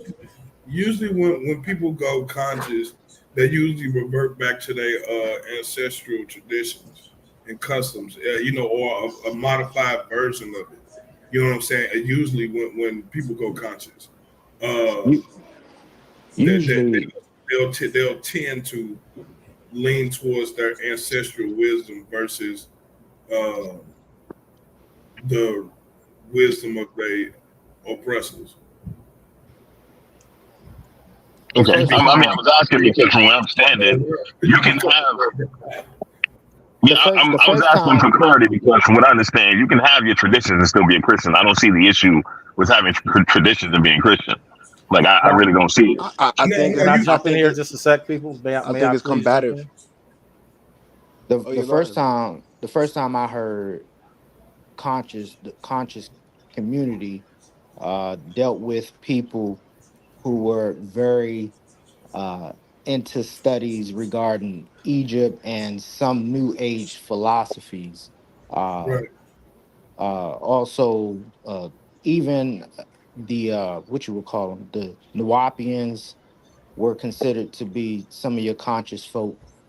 Um, Yeah, Nuwapians are most definitely conscious. What I wanted to get in here and say is that one of the brothers spoke about earlier. Do we think there can be some type of unity or something like that? Well, everything all of you have just spoken of the conscious community have all been individual factions. So how exactly can a group of individuals have some type of unity when they're all pro their individual faction? If just us here in America, the descendants of chattel slavery, if we as a community can't unite under one banner as something, then what unity do you Yeah, expect to come from yeah, that? yeah. I totally agree. I I well totally agree. I think 100%. majority of Yeah, black one mic, so we can figure. Everybody can get something to say. Because that's a really good question, by the way. I just want to hear what everybody got to say. I think majority of black Americans still subscribe to either the Bible or some sort of Abrahamic beliefs.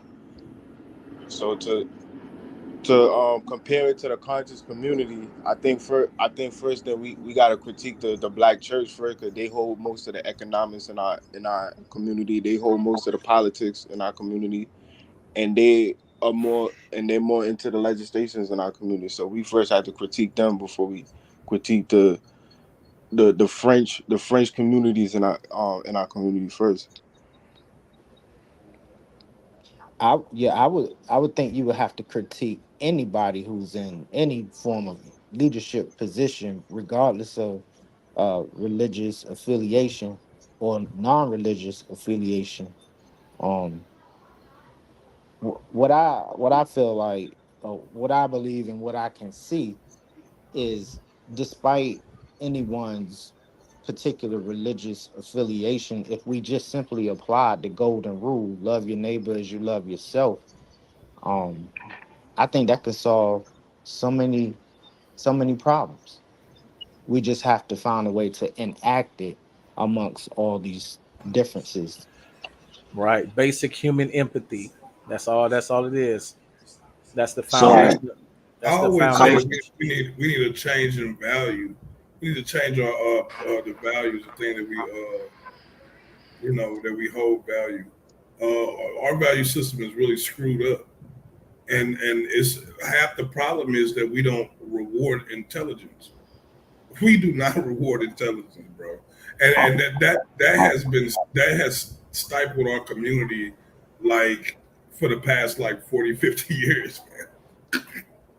That's because I mean, to all some those extent, people we call nerds and geeks and shit, I was and about to say, to some extent, yes, I can agree that for the most part, the black community, by majority, for years, for decades, has not rewarded intelligence to the same effect that we glorified uh, uh, ignorance. all kinds of ignorance. Exactly. Oh my But God, to answer, I want to answer Timotheus's question, and respond to Kwame when he said that they should critique the church. The church is not above reproach. I don't disagree with that. I believe the church should be critiqued. I feel like you misapproach. One second, King, my fault. I feel like there's some things misapplied concerning the church itself, with its funding and things of that nature. Um, that the church does not have. I don't even want to get into that. Anywho, um, but to answer Timotheus' question concerning how do we find that unity, it really stems to, and not just empathy, really not just empathy, but understanding. You track what I'm saying. In the majority of cases, we don't think about what the other person is going through in the community. Everybody's very self-focused, and there's nothing wrong with that because we all out here trying to survive. You see what I'm saying? There's nothing wrong with you focusing on yourself and what it is you got going on to make sure that you and yours survives. The problem is we don't think about the fact that that other person is trying to survive too. You understand what I'm saying? And in the majority of cases, what would be a huge benefit to see that we become unified is generosity, even in our lack. Because if I got 7 apples, I'm just making an example here. Please forgive how rudimentary it is. If I got 7 apples and you have 3, we now have 10. You understand what I'm saying? It's not just about, from where I'm standing, it's not just about understanding with regards to empathy. It's about generosity. Like we have to quite literally take away our selfishness and consider the greater community at large in order for us to really see things change and for us to become unified. Until we actually become selfless, I don't see much of anything changing, because you can sit there and empathize all day, but if your neighbor's hungry and you not knocking your door to feed them half your sandwich, then what are we even talking about? You see what I'm saying? Yeah, Yeah, Yeah, I dig that. love your I neighbor dig as you that. love yourself. I you know, dig that too, cause that's kind of how I grew up in my community. That's how it was, you know what I'm saying? All the neighbors pitched in to help each other. Like, if we didn't have food, the neighbor had food, we all eat, and vice versa, you know what I'm saying? Even when we was out on the block in our younger days, you know what I'm saying, doing God knows whatever, we still made sure that the elders on the block were taken care of, made sure they were straight, you know what I'm saying, made sure they didn't want for nothing. And that's kind of what's missing in society and in our communities today, you know what I'm saying? It's like Charleston White said, why he started playing the people on the dope dealers and the rappers. He was like, because I'm coming out of my own pocket, giving back in the community, and here they are making all this money on the same block, destroying the community and ain't giving nothing back. You know what I'm saying? You have to take care of your village, basically. We have to get back to that village mentality and become a village again.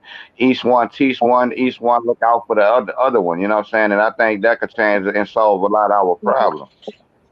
Being very imaginative, I also think it would be dope if we created, much like what you just said, King Naga, and I think it was uh, uh, Burns in the top right corner there, that was speaking with regards to culture. I genuinely think we should have like an ironclad communal law, much like a constitution, if you will, and we just abide by it. You can expect, like, we see this with the Asians, we see this with the let's call them Hebrews, and I mean the Ashkenazi. We see it with them. We see it with. I'm trying to keep the channel safe. If y'all forgive me for sounding all super politically correct. I don't want the channel to get striked. We see it with the Asians. We see it with the Ashkenazis. We see it with even in the Middle East. You see what The I'm saying? They have Latinos. the Latinos. That's a great example. They have this underlying code, if you will. And I know people like to say that we got a code, we're staying on code, but we don't even respect that. Like, I feel like there needs to be an underlying law built on something that we all just ironclad stand on, because that's just what that our community is about. We do these things because we believe this. And when I say believe, I'm talking about our laws. I ain't talking about, you don't got to share the same faith as me to understand that I need respect just as much as you do. You understand what I'm saying?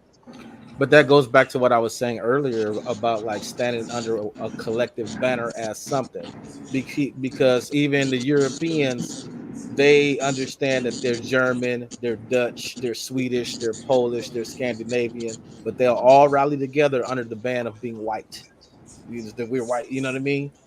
And we can't even do that under the banner of black. You know, I'm not black, I'm Hebrew. I'm not black, I'm this. I'm not black, I'm Jamaican. I'm not black, I'm Dominican. And that comes from us being fractured and scattered to, so far out that we latch on to whatever piece of culture we think we have. And this is why you see us contradict ourselves. We'll have like the culture that they claim is our culture now, like the BET awards, the Sexy Reds and all of that. We'll openly say out of our mouths, that is not who we are. Sexy Red is not us. That's not how we are. That's not us. That's ratchet. That's ghetto. But the minute a white girl come up there dressed in those same clothes with individual Now we braids and start claiming twerking, it. Yeah. now Yeah. we saying, oh, she trying to be black. So which one is it? You can't have it both ways. So we have to, like you said, there has to be a constitution, if you will, of whom and what we are as a people and a culture. Um, I wanted to reply with the brother. Well, the reason why I had brought up the black church, because they will most of the politics in our community. When the Senate come down, or presidential candidate come down, they usually speak to the black church leaders in our community. So we should hold them accountable for the politics that goes on in our community. They hold most of the economics that goes on in our community. So we should be able to critique the black church, like, hey, well, if if the presidential candidate is coming down to talk to you, well, we need to speak about Haiti, we need to speak about the Congo, we need to speak about Kenya. Okay, we understand what's going on in Palestine and Ukraine, but what about the Congo, Haiti, and all the people that's dying there too also? Well, So here's the I issue don't with even that, think we right? should go there. I don't even think we should go to Haiti and the Congo or any of that. We should hit them more with, instead of you building this $17 million church building, why don't you build a neighborhood and sell those homes to your, or not even, you don't even have to sell them. If you want to keep the revenue from the taxes and the property, rent them out to your congregation at a low income. Instead of you building this temple for 20-50 million dollars, build a neighborhood.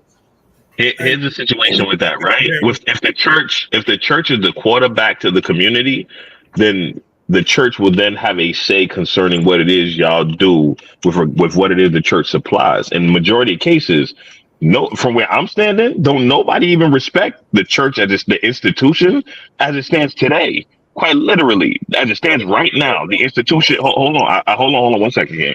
The institution as it stands right now, nobody don't respect it the way they used to. In fact, from where I'm standing, I actually had a dude say not long ago that black Christians are some of the dumbest people known to man, which was crazy to me. Like, it was one of the most insane statements I've ever heard in my entire life. You understand what I'm saying? So while I agree with you that the church should be open for critique. You know what I'm saying? The church is not responsible for the whole community because the church, at the end of the day, is not gonna. They shouldn't be. They shouldn't be. Let me say that. They should not be forcing themselves on anybody in doctrine or in support. If you don't go to the church willingly to get the help and they actually do something about it, that's a whole different story. But if the church is actively out here doing these things, bro, at one point in time, and I'm just telling what I actually witnessed with my own two eyes, fam. The church was receiving food donations, and I remember this vividly. It used to be cereal that literally said cereal on the box. The church was getting food from the government. This is a little bit after the government would give out. You had to go down to a certain office and they give you out these boxes of food. The church was collecting in the black community. The church was collecting these boxes and was giving them out, keeping them stored in the church and giving them to people every single Saturday. I remember it vividly, bro. And in the midst, this something like. So what'd you say? The only issue I got with the church, and I got two things. The only issue that I have with the church is they don't grow food on their property, and that food is supposed to be given out to the community.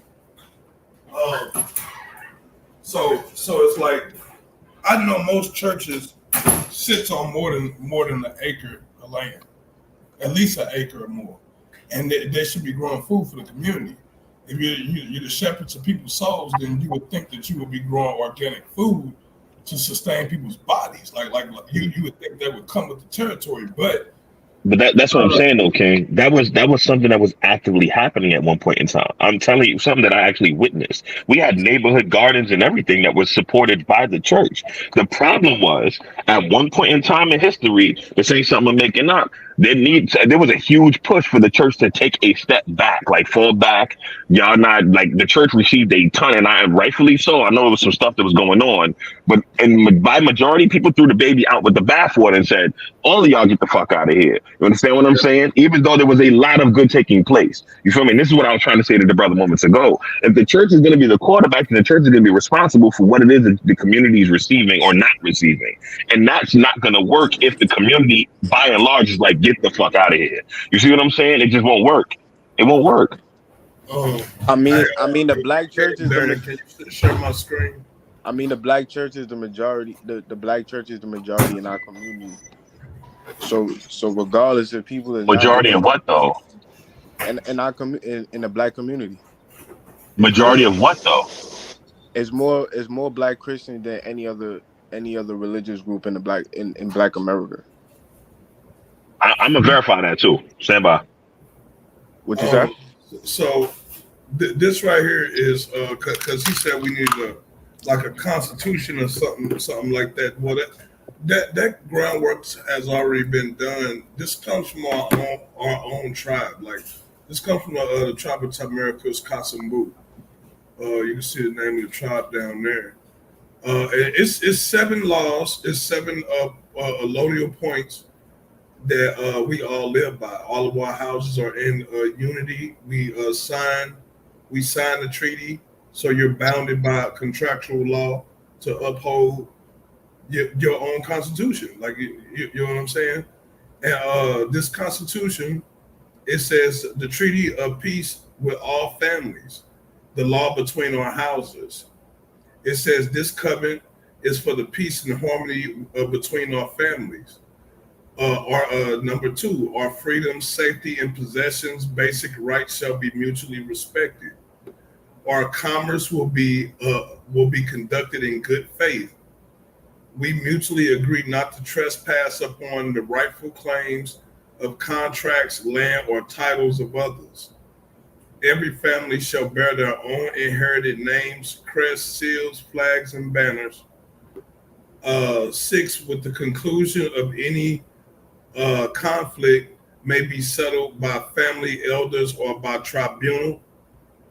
And it says this treaty will automatically renew in the spring of each year unless otherwise revised. That is the treaty of peace and family, and all of our families in our tribe abides by that. And it'll behoove you how many people are not for unification and peace, because the only way, you would have to not be for unification and peace to not sign the treaty. You know what I'm saying? And I just wanted to throw that out there, like as far as like he was asking about like a constitution that we all go by, a cultural constitution. You know what I'm saying? We got those things, but like I said again, people don't like accountability. People don't like accountability. They don't like to be accountable, and that treaty holds you accountable for the things that happens in your house. You see what I'm saying? Like you couldn't harbor a felon in your house because the felon tearing up the community, and they're literally breaking the same laws that uphold the tribe, that upholds the community. They're breaking them, and you're harboring it. So You in see your what I'm neighborhood, that's in your neighborhood, that's what's being done currently. Yeah, well, not necessarily our neighborhood, but within our tribe of people. We got about 15 families here in St. Louis. It's about 15 families, and so several other families outside of St. Louis. Um, and so it's a nice little bunch. Yeah, And yeah. like I said, we My all family being one. King Naga. He belongs to. We all belong to the same tribe. You know what I'm saying? Like when y'all seen that was our flag and stuff. Yeah, but yeah, like that contracting the peace between each other and then holding people accountable when they break that treaty. And that means that you become the treaty enforcers. All of you will become the treaty enforcers. And it's our duty as treaty enforcers to enforce the treaty if somebody break it. You know what I'm No saying? question. A lot of people I don't got a want question on that. that type of oversight. Now, who will be the enforcers, and how Everybody can who signed the treaty, everyone who signs the treaty, and you will everyone put who your signed foot? the treaty, if Tom broke the treaty laws, then it is up to all of the people who signed the treaty. If you're a treaty member, it's your duty to apprehend or bring him into custody of the tribe to stand tribunal. And when he stands tribunal, let's just say it's a very serious offense. Um, Uh-huh. how what would be that person's judgment? I mean, it would depend on whatever law they broke and the severity of it. Are we are One of we the are we Yeah, are you gonna Can I have can your I ask one own? can I ask one question?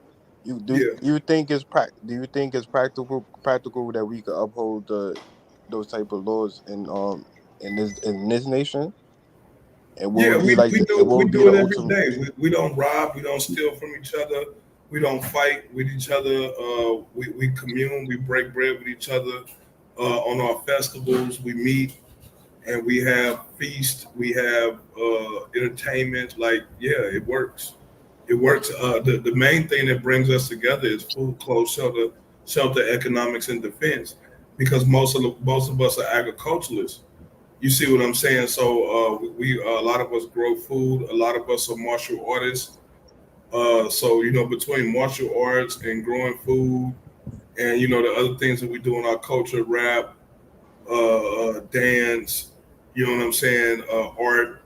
You know what I'm saying? Those other things you do in your culture. You know what I'm saying? That occupies a lot of that energy. You know what I'm saying? When Would you you when call you got yourself a separatist or assimilationist? huh? Would you call yourself a separatist or No, more like assimilation? no. I'm not a separatist. A separatist in the sense of that I think like we should like move to another country or something like that. I think we find where we are. I think So this is our here's land. a question: why does it take creating laws to the effect of having tribunals, as you stated, when we could operate within the law here while having a cultural code or, much like I said, a constitution for the community itself to adhere to?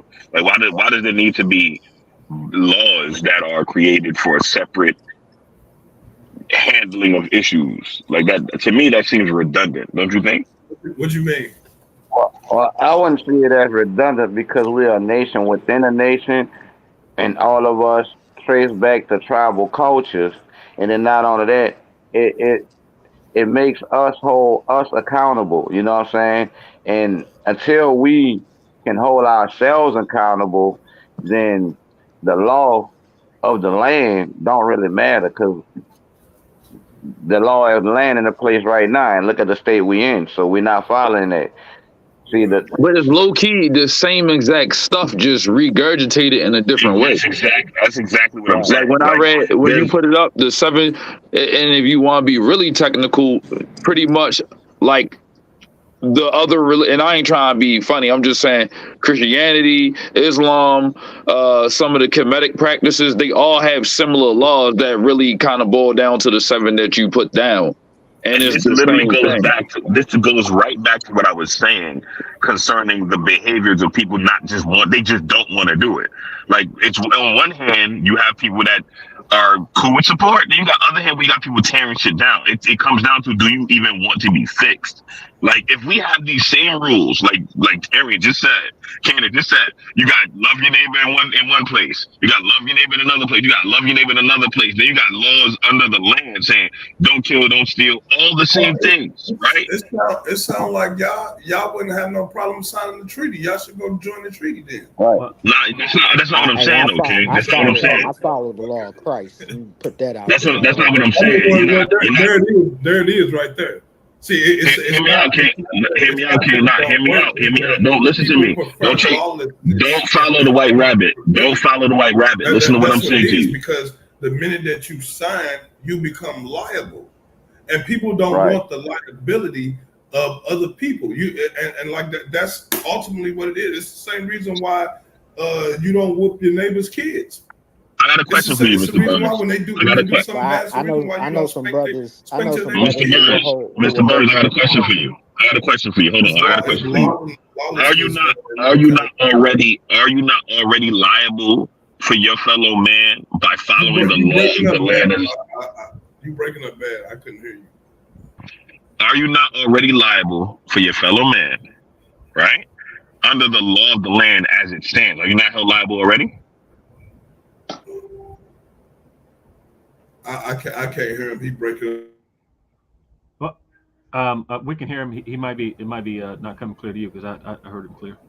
It must be my internet. I have a couple questions. What I want to circle back to something that you said earlier. This actually made me want to jump on. You had made a statement about the churches not growing their food, and you said most churches sitting on more than 1 acre of land. I want to encourage you to look that one up because that's way wrong. Majority of the churches are where majority of the people are, and so like you have populous states, you have like I don't know, it's like 30 some odd states, 30 almost 40 states that have populations smaller than that of Los Angeles County alone. So you might have a bunch of churches, things like that there, and the place where that would serve the most good for the most people. You have 3 states that are most populous. You got like California, you got Florida, and you got like New York. Those places are the most populous places. So you can't, and to trying to serve the people there and trying to grow food, that's just something that's not feasible. We have specialization in the United States for a reason. We have certain companies, certain groups who do certain things because they can do it well. And just the feasibility of trying to get a church to also be the farmers and things like that, right? And and then now they purchase all of the big heavy equipment and backhoes and things like that, and then also have a team of farmers and workers. Things that's just not realistic. And I would also say too that even with the model that you're putting forth, I 100% guarantee that what you have is not a sustainable model, meaning that that you're not self-sustaining. So I guarantee 100% that you still go to the grocery store, and so that criticism is going to fall pretty much everywhere because we have specialization for a reason. One person, the idea that returning back to a hunter-gatherer sort of society is supposed to be good for the community, that's just nonsensical. What's the hunter-gatherer society? Well, the hunter-gatherer. I'm about to ask that. Yeah, so the hunter-gatherer society, right, is one of the more primitive sort of styles of living, right, where the people, they're they may be engaged in like agriculture and hunting and that sort of thing like that. So they're self-sustaining. So they're small communities where they're able to sustain that community by the means of the labor of their hands. It's not a sustainable model right now when people have to like get up and go to work and things like that. It's not a sustainable system. Who put that forth? Well, it wasn't who put it forth. You had things like the Industrial Revolution, right? So like we Exactly.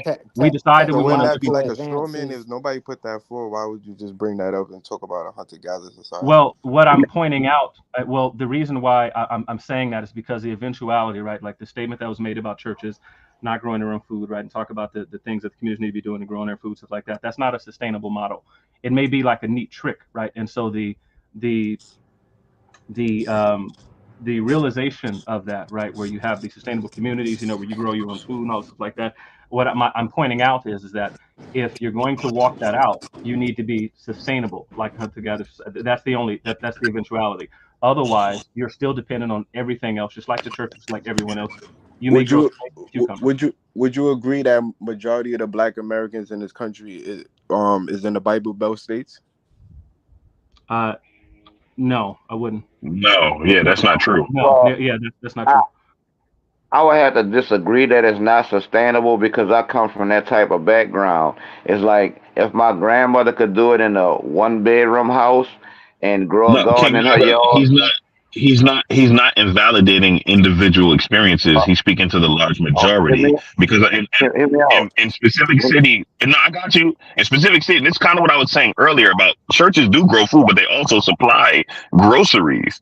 Like even if they're not growing food, they're taking money and buying groceries and giving it to whole families. So like continue saying what you're saying, but what I'm saying is he's not talking about invalidating one experience. He's speaking to Nah, hugely dense situations where people are. It's a heavily populated city.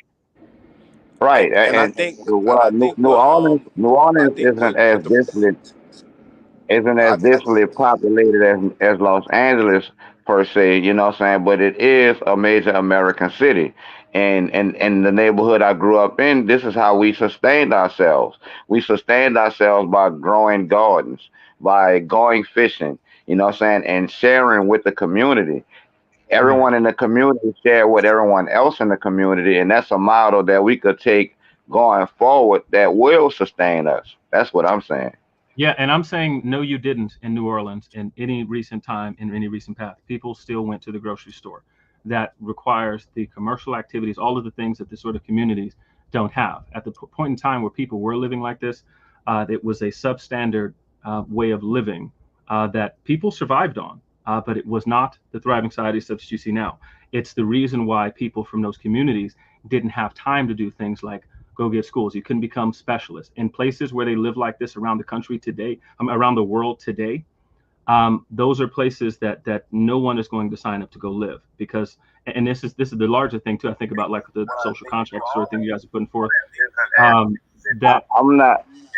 I'm not gonna sit David, wait, here and are say you that saying we growing your didn't. food is counterproductive? no. I'm not gonna. What I'm saying is that you're not going to grow your own food. You're going to grow some of the things that you eat, and the majority of it you're going to have to get from elsewhere. Especially if you're going to live a healthy life. And especially I'm if Yeah, not you're but gonna. trying to I'm not cover gonna the sit whole here and say but that neighborhood we too. didn't go to the. that still don't negate the church from what the brother said. That still Well, don't well, negate. All right. what negates the church from what he said is that that was all the other stuff. Churches have a specific goal. The church is not Foster Farms. The church is not Zachy Produce or something like that. The church has a specific mission. Now I get everyone wants the church But to be if the all church is real in most of the economics in our community, that and that where is that is false. But that's false. But Correct. here's I had It's a not I, true. Yeah, I but had a but but here's question but on here's that. the issue. But here's the issue, right? What most people don't know when they talk about the black church is where the black church spends its money.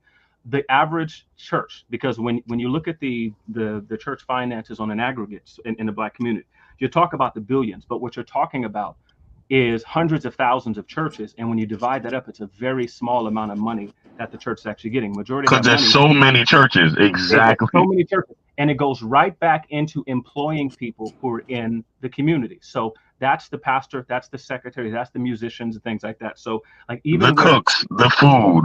yeah, so the whole idea, that's the keeping the lights on, having the church, that's the mortgage, things like that. So the money that you all are talking about, when you actually look at the individual churches that you're talking about, none of this stuff is even remotely feasible. So there are a few churches who are able to do certain things, but this idea, right, that the church is just like not doing its job. That's false for one, because the church has a specific mission. The church So says you what role do the black church play? So what's the role would you say the black church plays in the black community regarding politics and Their economics? goal is to win souls for Jesus Christ, bro. Well, yeah, that's the primary And goal. not only that, not only that, not only that. And that's what I'm saying. Like, if we're talking about the conscious community and fixing our people, the church ain't the problem. The church ain't the problem. The problem is family. The problem is family. It has absolutely nothing with the church. The family is destroyed.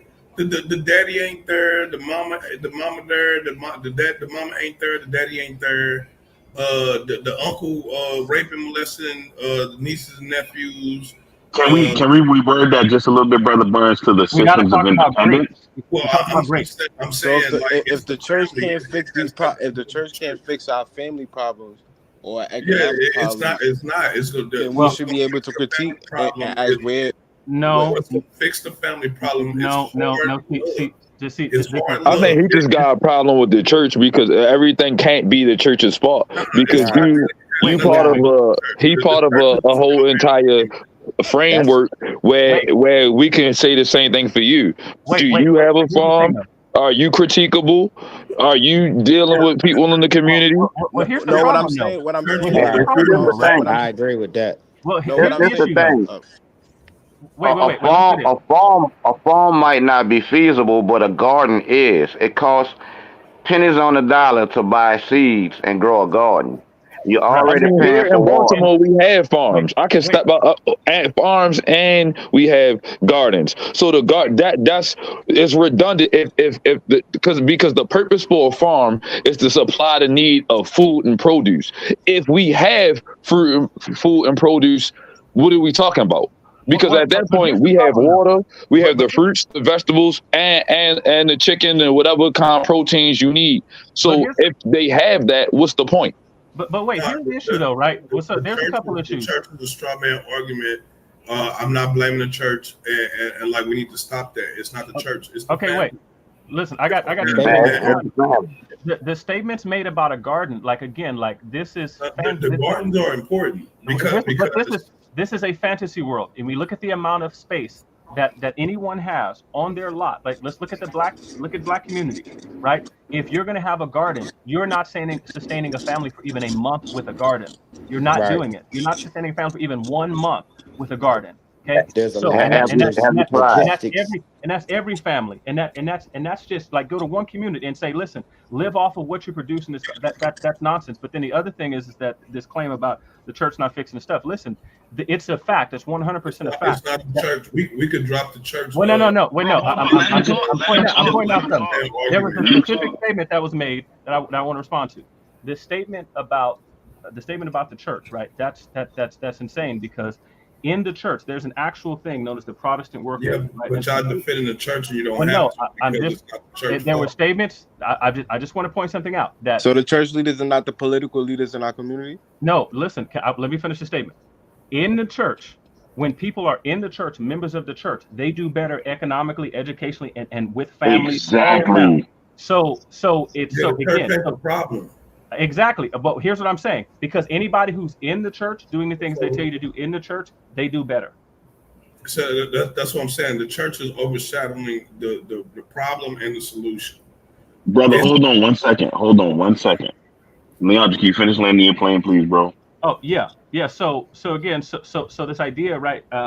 If you want these issues fixed, it's not like, hey, church, come over and fix these issues. Listen, why don't you go see like what the thing is happening over there in the church, because the people who are there seem to be doing pretty okay, and especially like in the black community, and really just the church at large.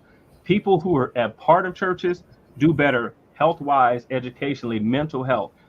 They live longer lives all around, like within the church. It's 100% a fact that people who are in the church, they do better. And so the things that you all are looking for, the people in the church are experiencing these things. It's the people who are outside of it who aren't experiencing it, and that's a fact.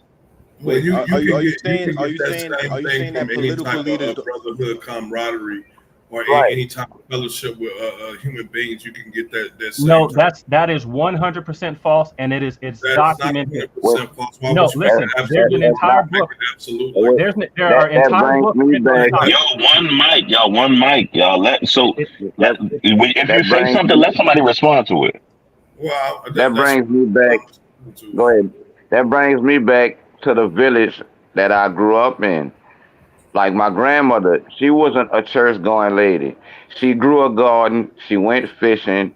Her and her friends, who also lived in the neighborhood, this is what they did. They grew gardens in their yard. They went fishing. And to say we never had to go to the grocery store for nothing would be a lie.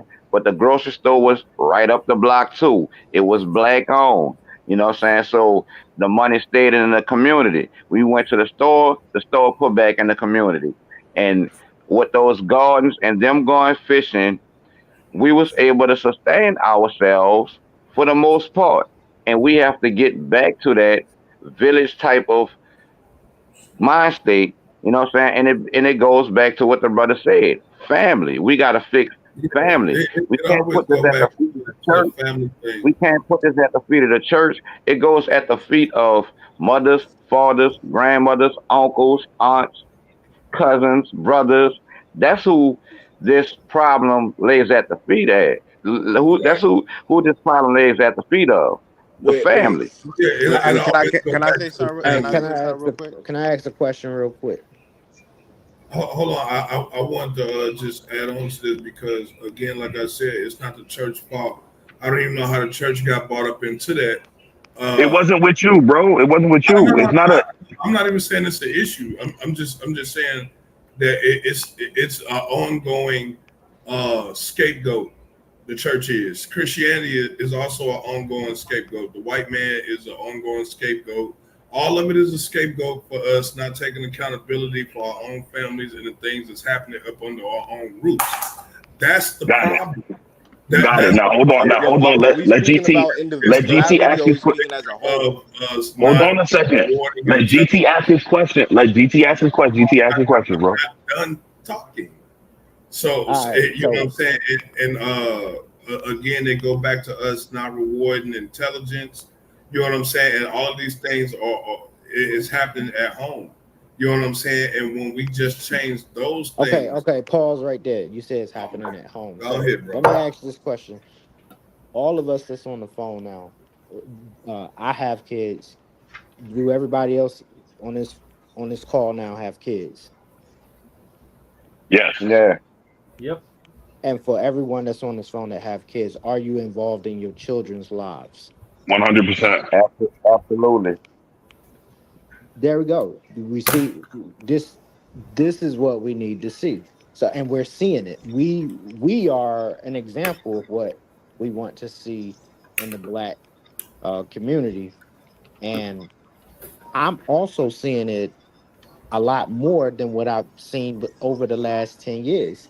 Some things I don't agree with, but I can't fuss with this man because he's dressing his son like Lil Durk or something like that. Hey, at least he in the little man life. So, but I'm glad to see fathers like you all on this call now step up and be involved because that is exactly what we need. I land my plane with that. My whole point of bringing up the black church is when the Senate come to the black community, they're not meeting with no Ifa priest or no Yoruba priest or nobody from the Kemetic community. They're meeting with the pastors. Why are they not The meeting? Why are they not meeting with the EFI? Because they're not putting any money in a politician to keep him floating in Yeah, the and yeah, that's your fault. You yeah. as a Well, person who in the community with politicians, if you're not helping them get into position, then why would he talk to you?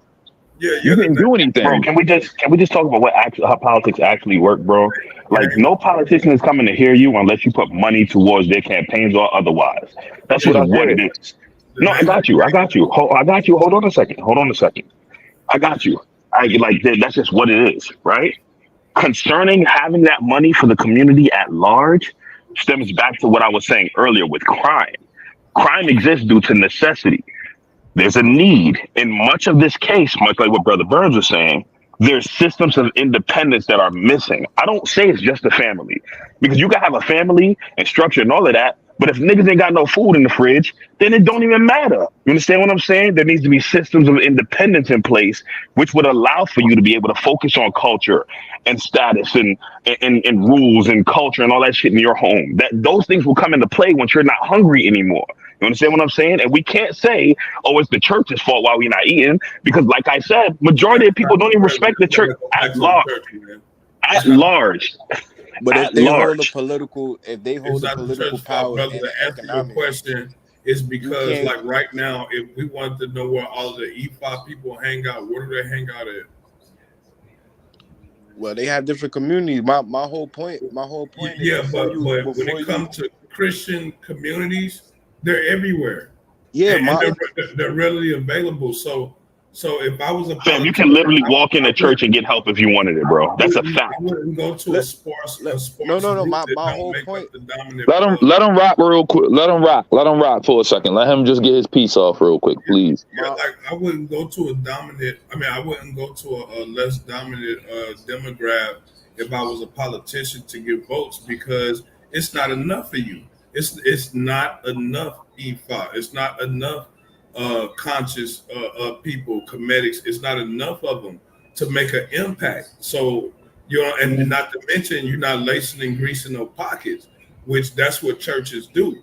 You know what I'm saying? So until the comedic / African / conscious community stand up and do something together as a actual community and not a bunch of individuals, it's going to always be exactly that. You know what I'm saying? The Christians are always going to win because they're more organized and they can stick together with their shit, and we can't. So Kwame, do you agree with that? Do you agree with that, Kwame?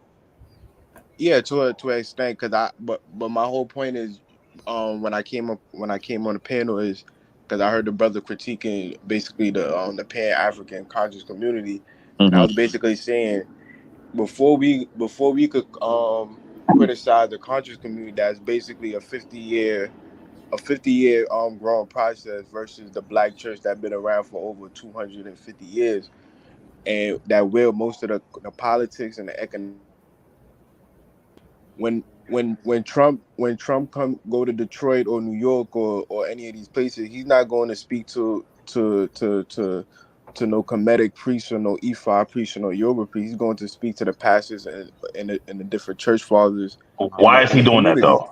Huh? Let him finish, because I cut him off the last time. He got to the same point last time, and I cut him off. Let him rock. Just give him a minute, please. So I was saying, before we could critique the Pan African community and what they haven't done, we first got to criticize the black church and see what's going on with the politics and the economics that's in our community. Because we can't cry and say where the money going if most of our leaders in our community is coming from the church. So that was my whole point. I'm gonna go after Jamel. Thank you. So hold on, King. Right. So the issue with this, right, what you're saying is there's mad issues, but the three biggest issues of this is Christianity is not the entire black community's religion. Let's start there. You understand what I'm saying? There's a huge subset of people that don't follow Christianity and actually are repulsed by it. That's a fact. That's just what it is.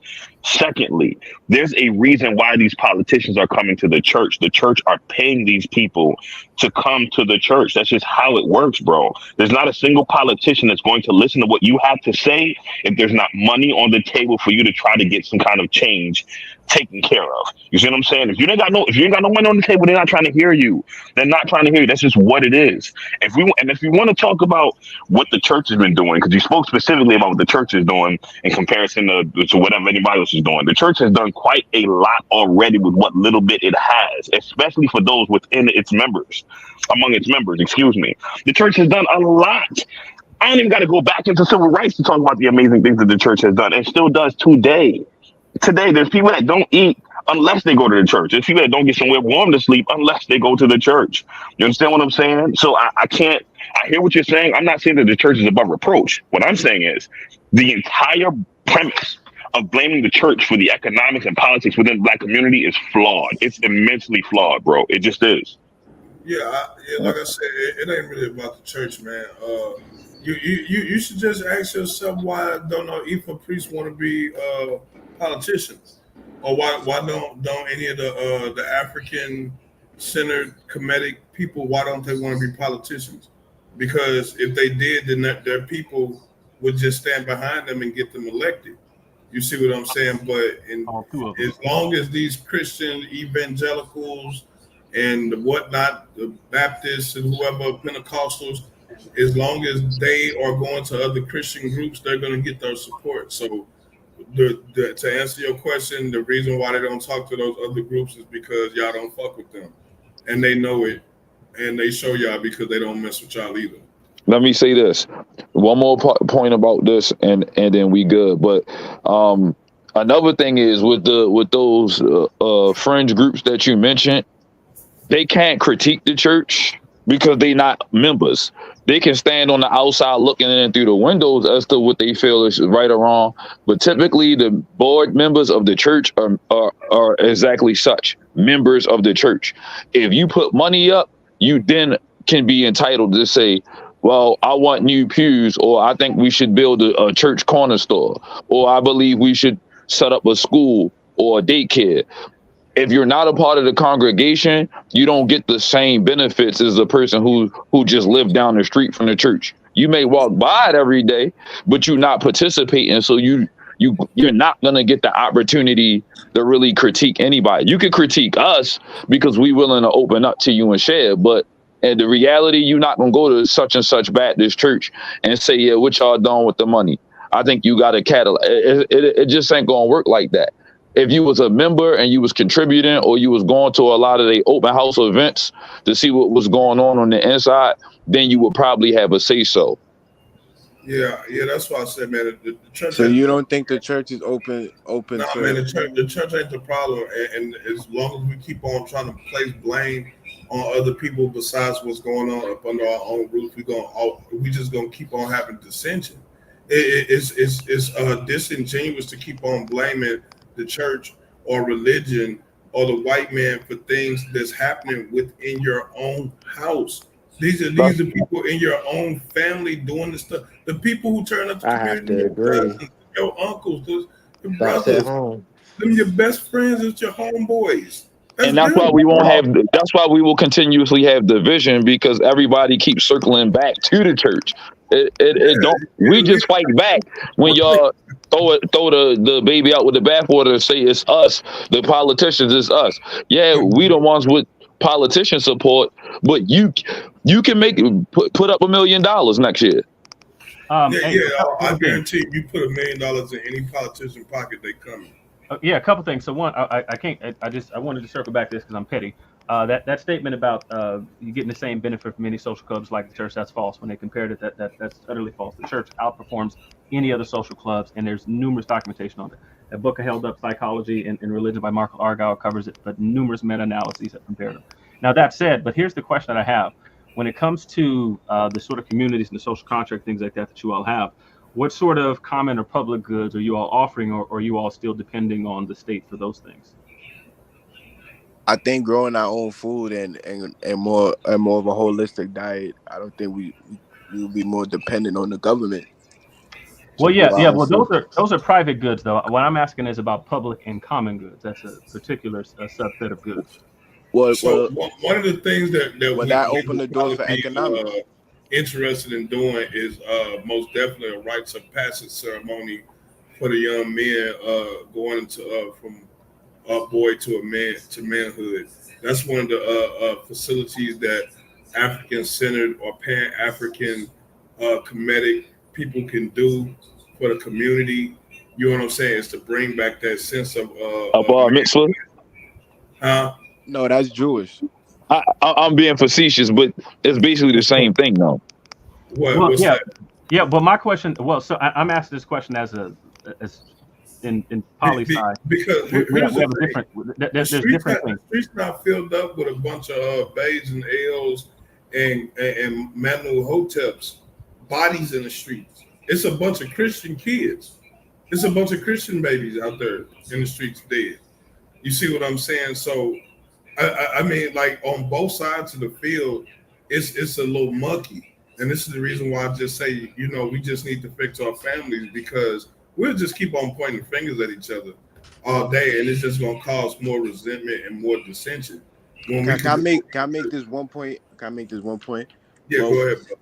well, comparing the church to like the Pan African community, well, you can't really compare something that's about, I would say, about 50 to 75 years old, that's still in the growing process, from Marcus Garvey to Chancellor Williams to Dr. Yosef Ben Yochanan to the Sheikh Anta Diop to the Yeah, yeah, the model the, greats. the Steve Coakleys, the Dr. Tony Martins, the Dr. Tony Martin versus the church. Yeah, the church is larger and the church is gonna reel in more economics, but Yeah, they should have Yeah, never well, went up but against the church. yeah, no, but They that's incorrect though, because even that's I think that's ridiculous. I want to say I didn't get my question about common or public goods answer, but anyway, but the reason why that's ridiculous is because if you just go look back to the inception of the Black Church at the same point in time in history, it's not even close. well, you can't compare the Black church is government funded. They have No, no, no, no, 501c3s. no. Why we still That talking that is about church? all Wow, that is all false. that's Um, not true, bro. Yeah, that's 100% false. But like I said, let's just compare. Let's make it Why as we more still like an apple as you talking about the possibly church can. when we already agreed that it's the family? Well, It's not we're the not church. all agreeing on that. You're saying that. He keeps saying something different. Well, But I'm I'm saying, asking. saying something specific. If we okay, compare so I'm gonna have to just the point first this out is 550, that we might be dealing with fanaticism then, because or is fanaticism or is cognitive dissonance, because who? if we can all see that it's our family How's members that? that's doing the shit. It's not the church. We can see Right. that. It's our Well, family members that's doing it. well, I So know. Well, we Well, can that's my question for then, you. then you This is my can't question for you critique on the that note. conscious community if the conscious community is just French, if the French group in the Black community versus the more Well, larger group well, ain't no black that yes, you will community. can. Well, here's the reason why you can. most of the economics and the politics in our Well, community. well, Then we got here's the reason why you can, because even in small communities, you should be able to see something. And so even if you look and you say per capita, what is it like? That makes it a one-to-one comparison. Per capita, what has the conscious community done in and of themselves? Like outside of the select people, most of which fake degrees and a whole host of fake books with fake information in them. But let's say, what have they done that's an per ad capita in hominem, their brother. community? Come on, that's an ad hominem. Well, it is an ad hominem, but it's ad hominems are not always Then invalid. I could say Christians put out pseudo books Well, about. you could, and if you were talking about specific ones who did, I would agree with you. So the ones that you just mentioned, several I did, would but say that's not all. the I point. would say And all. That's not the point. I have a this is question what though. I'm talking about right here. You see what I'm talking about? But wait. This is the Here's the reason question. why we He did the said whole God is he said fake light books of and fake. He electromagnetism thing, because we just want a moment of peace. Okay, but Right. I still he have brought up. So He's the people one that cannot brought up fake I books bicker still and have fake my and fight question degrees. though. about their differences, and we could just talk about our similarities, and we could talk Right. about the things that actually work. Well, See, because that's the question I'm trying to get to. It's the point So in here's the my thing question that to you. the nitpicking thing when we won't take accountability for ourselves, so it's pointless. It Well, is it's- fruitless. Well, It is well, it with is respect, very counterproductive. well, with I'm just respect, saying. with This, respect, that's this false. brother is never going. His name is Kwame Hotep Ra Yame Mantu Hotep. He's never going to accept the church. I know, but So it's pointless. well, here's the thing though. So this is my question to you. One, I disagree with that because You don't part of know the that. thing with advancing that you seem to be pushing is holding people accountable in his communities, whether he signed a contract or not, right? That's I hold people accountable. But here's my question to you: when you talk about the sort of things that should guide the family, here's the big gaping question that I have here. What sense of morality are you drawing from in order to motivate and encourage the communities in order to hold them accountable to? Like, where did you get this ethic from? What do you mean? You talking about why do I want to live? Why do I want to live in a community where people don't die in the streets? Yeah. So it's Why do I want that? yeah. So I want to know why you want that particular. Why the family is the model that you choose instead of nomadic, why it is, that you choose to live in the community instead of nomadic, why did you choose, like there's a bunch of nomadic life. What was that? Did you say live a nomadic life? Yeah, because you don't have to, because there What's are the multiple nomadic life? Why would I want to live a nomadic life well, that's what I'm asking you. So what I'm asking is about your larger meta ethics, right? Like the view that you have, that you pass down through in your communities, the things that inform the social contract that everyone signs to be part of this community. What I'm asking is what informs that? Like where did the ethics and the morals come from in order to push that? That's what I'm asking. What is a nomadic life, though? Or are you asking where does the morals and values come from within our tribe? Yes. Oh, we all come from the conscious community. You got Moors, Hebrews, Christians. You got people of Ifa, Yoruba. All of us come from God's spiritual backgrounds. Well, that doesn't really answer the question, but we can move on. Well, I mean, sure. To I answer didn't your know question, Christians was part of the conscious community. I well, always what thought I'm saying, we can't see in our tribe. We don't discriminate against people's beliefs. In fact, we don't even discuss religion when we come together. We do not discuss religion at all because religion brings division between people. Because the Christians in your organization, the so things the that I Christians teach in your in my house organization are that you okay teach in with. your house, and me teaching that to your children could be seen as an encroachment. You see what I'm saying? So we don't push religion on each other. When your walk with God is a personal walk, and that is subject to your house within the four walls of your own house. When you come outside of your house, you need to be representing the tribe as a whole, not as your individual self. And the tribe does not have one specific religion because everybody household has their own beliefs. You understand what I'm saying? What we do believe in is food, clothes, shelter, economics, and defense. We What's all the believe name of this tribe we're again? children of the diaspora and that we need to revitalize our ancient traditions and modernize them. That's what we believe. Like that's what we hold dear to. I agree with That's part of why I asked the question. We're gonna have to fight to keep it. So we train in martial arts. We know that if we want to compete on the economic scales, we need to grow food so we can have textiles, so we can have chemicals, so we can have those things that we need to actually compete. Hell, we never know. It could be a solar flare tomorrow, and all the electronics are knocked out. You know what I'm saying? We don't know. Now we're back down to square one. Now we got to get it how we live. It's all about your network.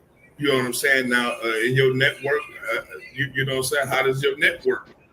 You see what I'm saying? So it always comes back down to this thing with people, families. It always come back down to this one core thing. And it's like we can keep talking about spirituality, God, and all that stuff. But what good is that if your family is in disarray and is in shambles? Like, what is that? What does that mean? Like I pointed out earlier, one of the things is that their particular religion direct reflection of the conditions of our families. And I'm gonna say it again: our politics as a people, as Black people, is a direct reflection of our household. That I swear to God, that the same condition our politics in is the same condition our families in disarray. No leadership. I think that's incorrect. Now, I think you all have an interesting idea. I'm going to tell you, I don't think it's going to work. I think there are numerous examples of this was tried. It just doesn't work. So, like, this is the reason why I asked the question about common goods, right? Like, for example, like, because you guys talk about defense, and so we can get away from the spirituality thing, right? But even though I think it's actually, putting the cart before the horse. But let's focus on a common good like public defense. How do individual households provide for the common defense? You say common defense? Yeah. So, like, because you talk about defending ourselves, gun safety. We got the right to bear arms. How to store firearms, how to shoot firearms. You learn martial arts, close quarter combat. You learn how to do insurgent and protect VIP clients, things of that nature. Like we actually have a paramilitary portion of our tribe. Like defense is a big thing. Like that's half what I'm half asking. of the tribe. What I'm asking is something slightly different. I'll give an example and then ask you to respond to the example. So, are you familiar with the United States before the ratification of the Constitution in 1789? What? Are you familiar with the United States before the ratification of the Constitution in 1789? You familiar with that period of time of history? Ratification in 1759. 1789.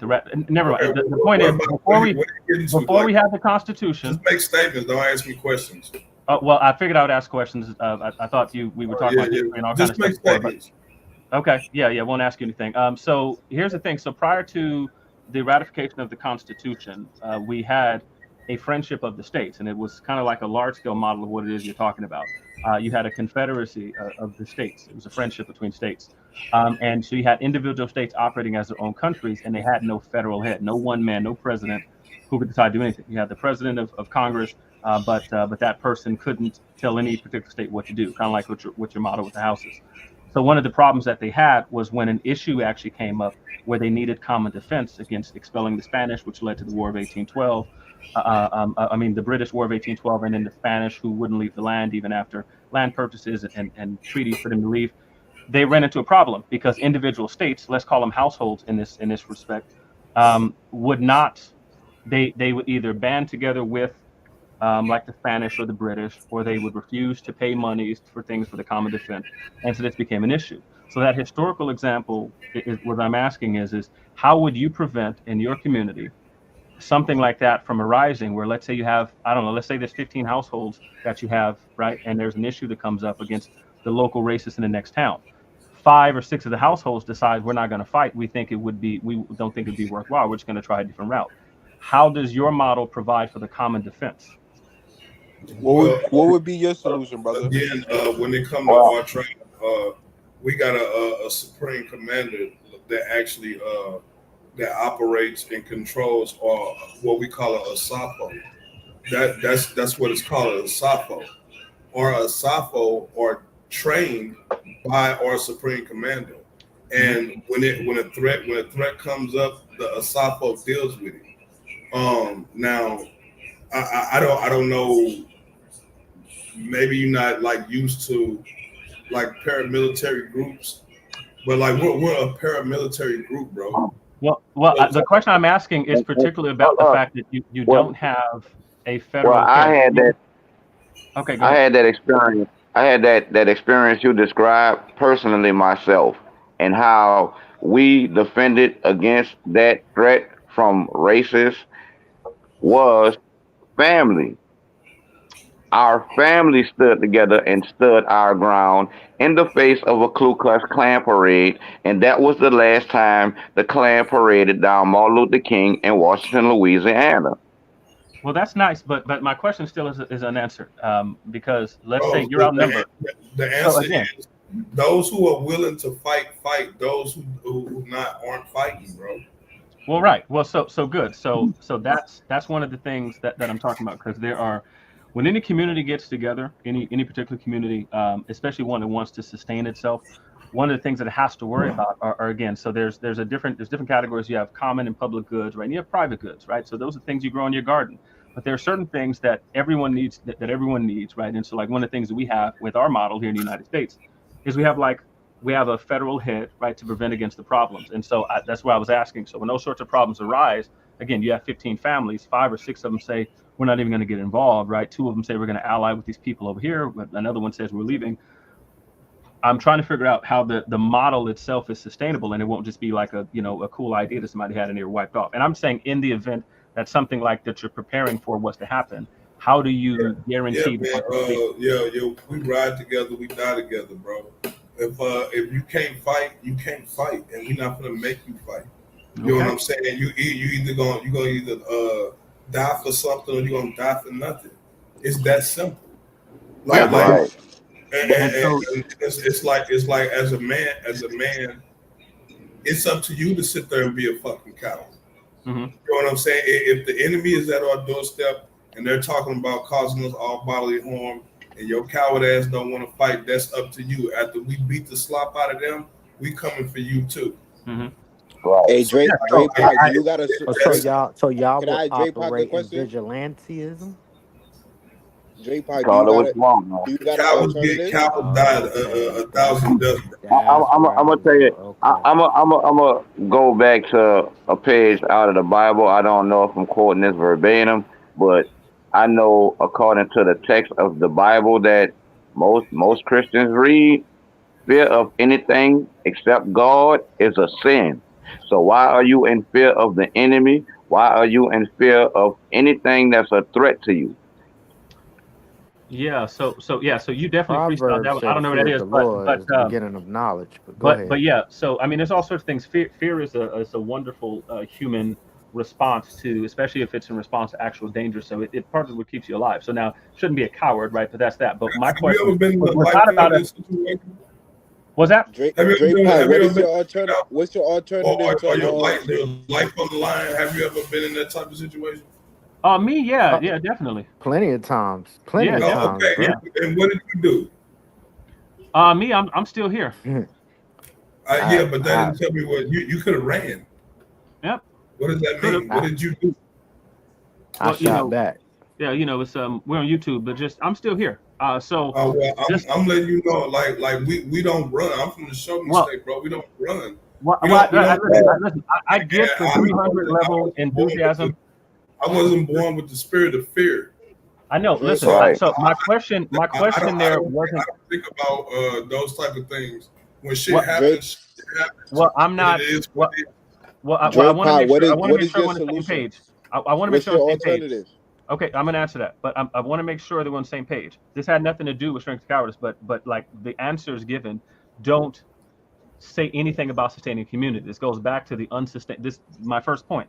What you all are positing, right? It sounds like a cool idea, but when it comes down to the real situations, that multiple city states, nations, police, regions, people groups have faced over time. Native Americans being one of them, right? There used to be over 500 nations right here where we sit. Over 500 nations who lived in the sort of societies that you're talking about, and they now make up less than 1% of the population. And so, Yeah, like I said, hang So on, wait. what's your here's alternative? the Let me finish problem, the point. because Let me finish the point. you keep talking about nations of people and Can nations. I finish the point? This Can I this please treaty finish right the here, point so you can respond? the Treaty of Peace and Family is talking about families. It's on the individual level dealing I with heard you the first time. What I'm asking so is, why you keep on bringing up a nation? We don't care what other nations do. We nothing like it. okay, so Because I'm he want trying to to bring it explain back why, to the right? Sermon on the Mount. Here's why I'm trying to. Here's why You I'm bringing bringing that up up. doomsday scenarios and stuff like that. Like He I want don't to even bring Okay. it I back don't even want to the Are you Ten gonna let me answer the Commandments. question? Or are you gonna keep doing that? I'm trying to answer the question you asked the first time. I'm trying to answer. Are you gonna let me answer? You talked about defense. You talked about all of this stuff. So when you brought that up, I then asked about the common defense. I asked first about public or common goods, and then which defense is one of them. Common defense, that's one of them. So one of my areas is studying nations. Like this is what I do. So when you talk about the sort of things, right, and the contract and sustaining, you talk about defense and things like that. Well, it's not just defending just your own house, especially if you want to have a sustainable community.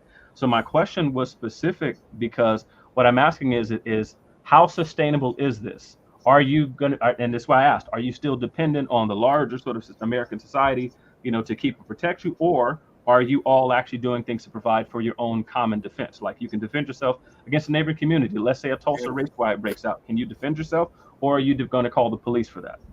Okay, so again, it's called the Treaty of Peace and Family. When we got problems, we call each other, bro. Okay. When I got issues, I call the treaty members. I don't call police members. Y'all call police. Y'all scared. That's why y'all do it. I call my people, the people I'm in treaty with, and if we collectively agree to add an outsider or foreigner to our business, we'll do that. But for the most Can I part, can I take a step in and say it's all in power, brother. what's funny about this is you didn't really know how to answer the question. And what you're saying is you have this organization collectively that you have, and he's literally asking you the basic tenets of the same thing that you say that you actually have. You even stated that you was a paramilitary organization, but you're not. You don't have no fishery, you don't have no forest that you own, you don't have no lake that you own. Everything belongs to you, the United States. And then you're saying, I'm not no coward. I'm from the streets. No, that has absolutely nothing. It actually does. It actually does. If you ask anybody else, you say you have nationalists in your organization.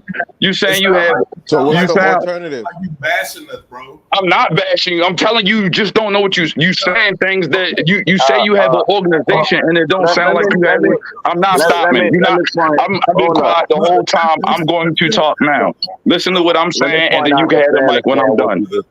What I'm going to say is he asked you specific questions that you could not answer. Rather than just say, I genuinely don't know, we didn't think that far in advance, you continue to try to push a different, you didn't answer his questions. I'm not going to stop talking. I'm going to say my piece, and then I'll give you the floor back. I was respectful. I let everybody else rock the whole time. 90% of the time, everybody else talk. I'm going to get my 5 minutes. So if you're not going to listen, you could take a break, and I'll put you on the back chat until I finish saying my statement. Is that cool? Is this still NAGA takeover or the Dream Team takeover? That's what I want. It ain't about the Dream Team takeover. We having a conversation.